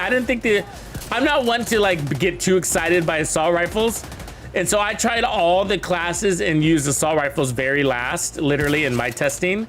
And I was absolutely blown away by my assault rifle build. I don't know if you guys saw it. I used a crazy assault rifle build, and it was amazingly fun. I've still been meaning to put up that video. I used it on the last day of my Descent testing. Amazingly fun. Anyways, that's a different game, but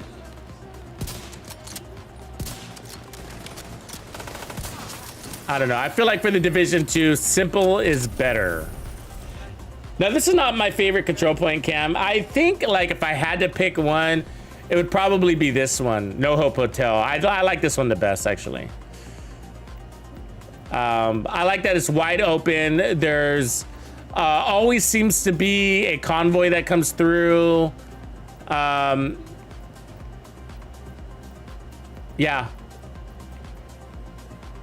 Like maybe the layout of it. Like, sinkhole's kind of annoying because there's literally the sinkhole right in the middle of it, and so you have to run around that stupid thing.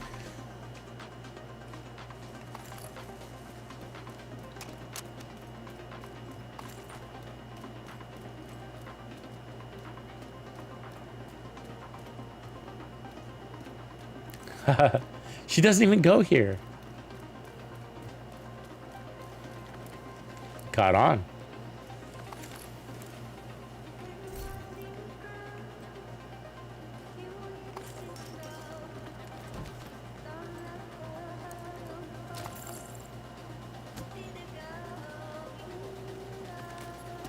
I'm gonna make a build for Regina George.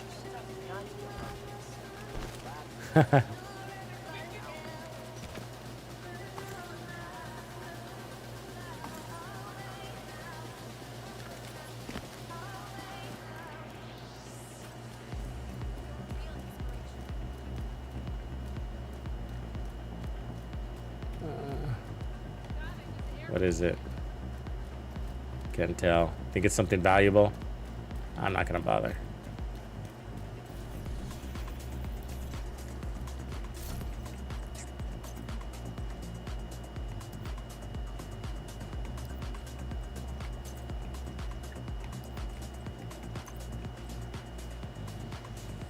And let's fix some of these talents.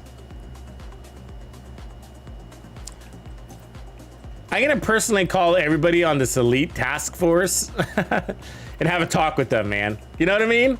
What are they doing? Not what they're supposed to be doing. They're supposed to be advising on what this game needs. No, the reality is that they're probably put in a container and feedback is only taken on a very specific subject. I bet you that's why we don't get like things fixed, like let's review our backpack and chest talents and re-optimize them. What an easy thing to do. Now it's too late though. You know why it's too late? It's because season 4 is gonna bring a whole new end game and that's gonna impact our gear. And I'm pretty sure they don't wanna make any major gear investments between now and then. But I don't know for sure, but I bet. A Les Grossman build. Playa.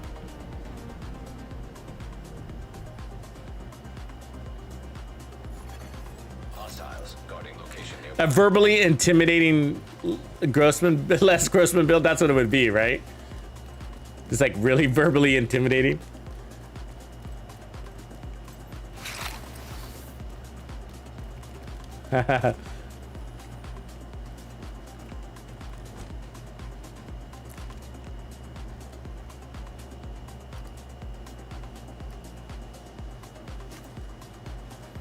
Need them to get really close here.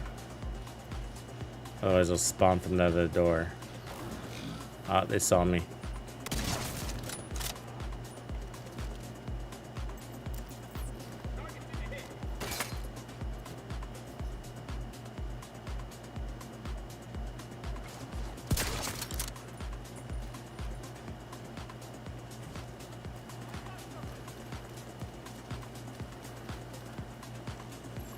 Come on, medic. Detected. Nearby location guarded by hostiles. Don't make me go over there. God damn it. The medics are the worst.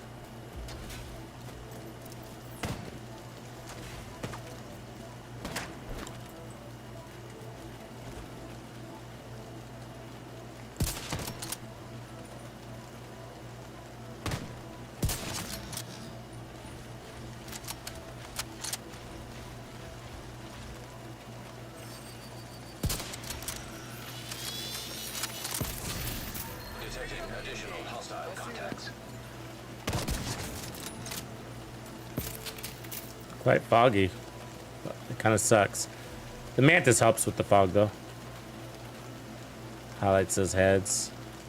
Lost visual contact.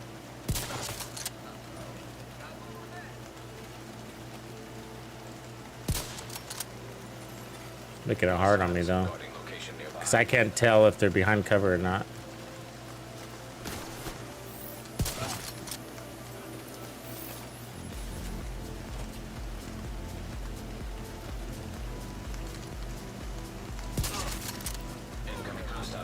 detected. I'm right with you.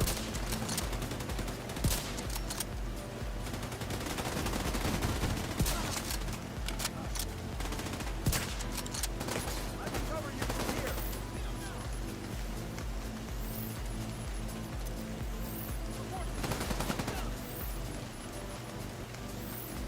Come on, dude. Get out of cover.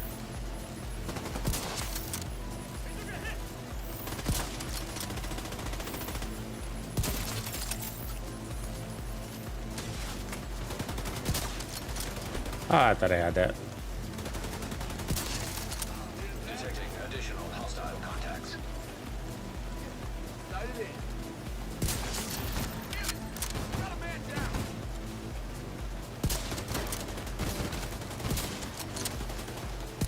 Why are you moving like that? My God, you're all over the place. This... God damn.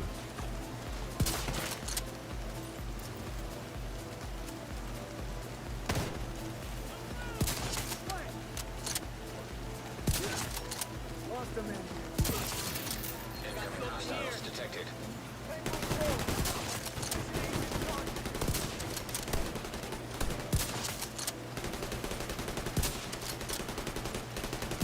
Really wish I didn't have fog, honestly. Bad timing.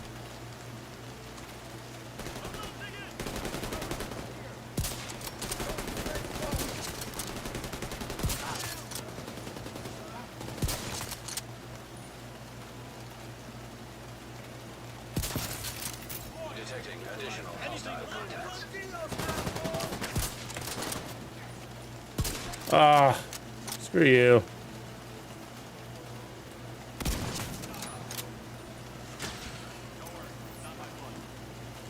Gotta get that medic. He's gonna hide. Got him.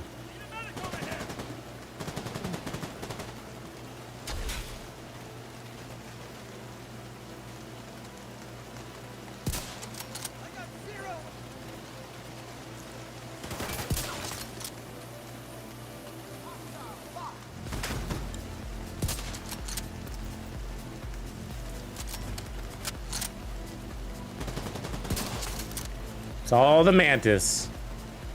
Just hang out and let the Mantis do the work. Incoming hostiles detected.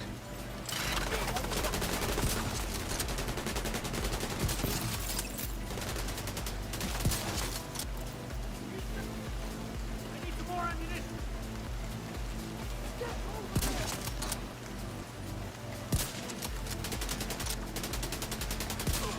Oh, whatever. It was a fucking headshot. Detecting additional hostile contacts. Where? Oh, more homies coming.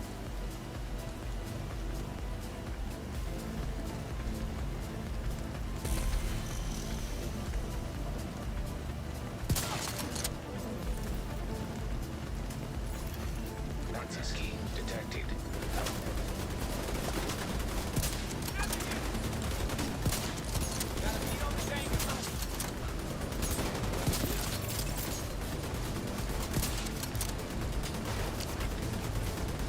Screw you, tank. And a horse you rode in on.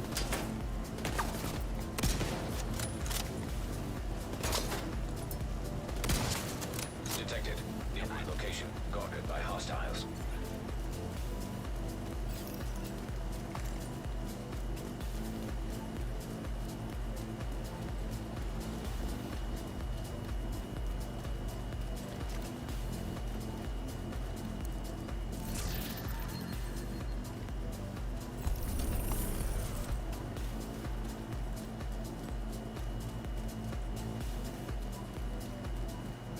Oh, you got your first Mantis, Ted?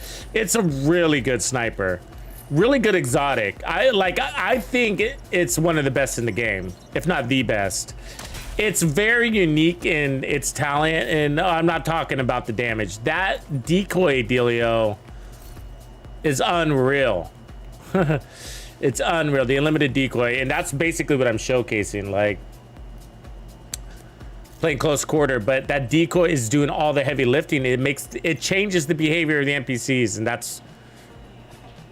That's what you want.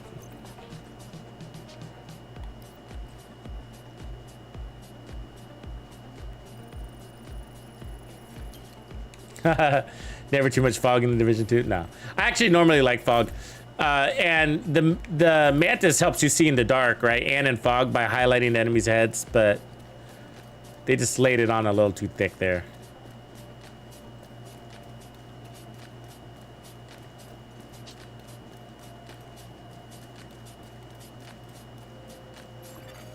Hostiles guarding location nearby.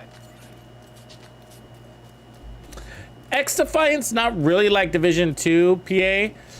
It's, but it brings in the nostalgia of Division 2. The maps are designed based off of this, a lot of the Division 2, as well You can't be any as geek off the street. Gotta be handy they with the steel. brought in some characters from the Division 2.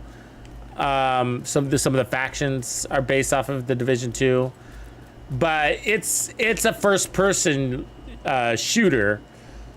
Arena style, so it's definitely not, you know, a looter or anything like that. RPG, but it's for Division 2 lovers because there's a lot of nostalgia there. But it's more closer to like Call of Duty when it comes to gameplay.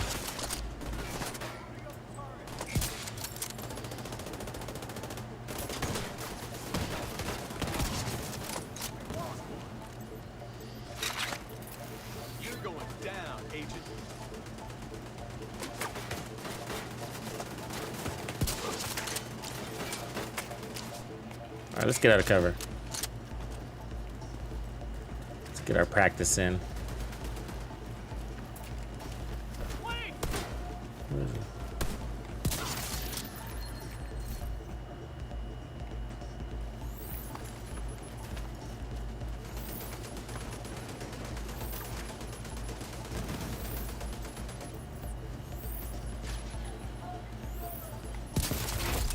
Heavily armored hostile detected.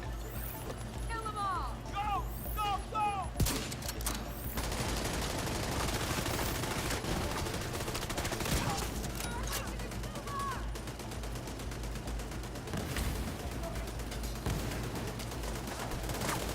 Where'd she go?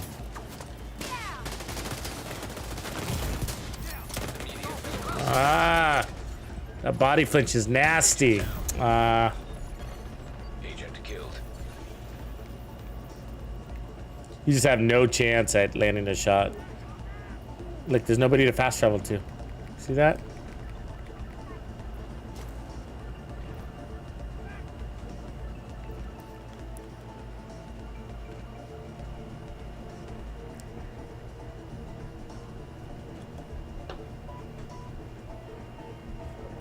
Yeah, the unlimited decoy is what it's all about. It really is. It really is. Because it just decoys in general, when you throw it out, like with snipers, one of the things that's hard about sniping in the Division 2 is that, you know, there's a mechanic built in to the NPC's behavior that when they're under scope, it changes their behavior. It kind of suppresses them. It's not an official suppression, but you'll notice they'll hide more. They're like, if you're pointing at them, they won't even come out of cover. They won't even pop their head out or anything. They'll seriously hide, right? And it's annoying because you'll be staring at the same target going, come on, and he never comes out, and then all your talents expire, all your buffs expire, everything's expiring as you're waiting for this guy to come out, and he never comes out. You know, and so the other thing is when there's no decoy, and you know, you're fighting the enemies, whether you're pointing at them or they see you or not, they act erratic. They basically start doing cartwheels, they walk in jagged lines, their behavior is nothing like a human, right? Nothing like a human. And so that makes it really hard to snipe them, makes it really hard to land your headshots. You end up shooting them in the shoulder or missing entirely. And so when you throw out the decoy, it changes their behavior. That guy that was hiding in cover comes out of cover and spends more time out of cover, and giving you more time to, you can kill everybody around him and he doesn't even notice. He's so focused on your decoy, and you have all day to kill him as long as your decoy's out there. And then they don't only pop out of cover, they start literally getting out of cover and walking in straight lines towards your decoy. And they stop doing, more importantly, they stop doing the acrobats. They stop doing the cartwheels, and that makes them easier targets when they're not doing circus clown moves. You know what I mean? And that's the power of the decoy. Not to mention, you know, keep them from shooting you, and when you need to escape, it obviously helps you there too. So of course the decoy does all of that. The decoy is so strong, you could be in the middle of a legendary room, checkpoint, stronghold, and revive a teammate, you know, as long as your decoy's out. You know, you got NPCs walking right next to you, you know? And so it's almost like a revive hive that way, with a shorter cooldown, right? Probably more useful than a revive hive, because you can just throw your decoy, distract the enemy, go out there, pick them up, you know what I mean? And then your decoy will go on cooldown, 30 seconds later, you'll have it again. And like, if you have to throw your revive hive at that guy, you know, you're gonna have to wait like 300 seconds or whatever it is. So it's just a really good skill. And then this weapon, every headshot refreshes the skill cooldown. And so even if your decoy is out, even if you're using your decoy, it puts one on reserve. And there's a little icon under your ammo that shows that you have one on reserve, something that they added. And so there's obviously the amplified damage, but that's not what I even run it for. I don't even run it for the amplified damage. I run it for the decoy. It's all about the decoy. And it's fast and it's steady. And if you're going to learn how to snipe in the Division 2, it's the weapon to use.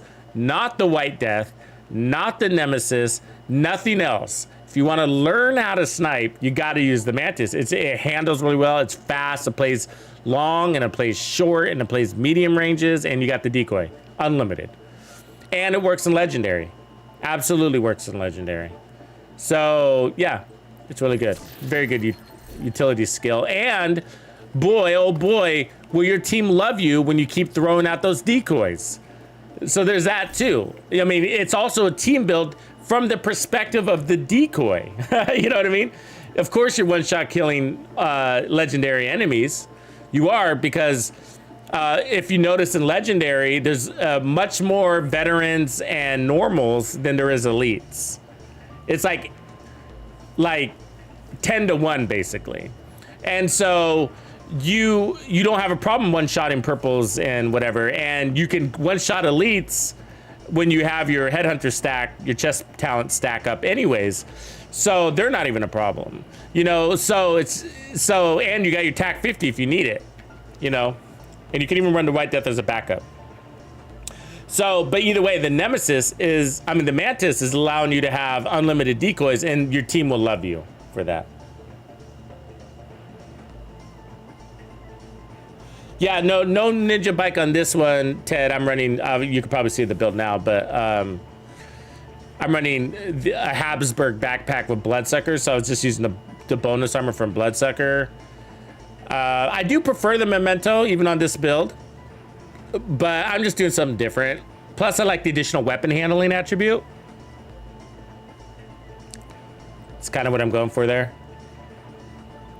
But the key to this build is actually in the stats, and it's got 85% weapon handling, and that's really, really high. So, you know, most standard sniper builds have 16% weapon handling. 16, okay? I have 85 on this build. So that's what's allowing me to basically snipe faster and closer and while I'm moving. So if you're a play from cover sniper, which you probably should be, then you're gonna be God with 85% weapon handling. But you don't need 85% weapon handling. It's just, I'm showing what you can do with it. But you know, cut it in half. You go, 25%'s fine. You know, also, cut it down. Whatever, whatever. But Anywhere between 16%. I would have at least 16% though, so you know.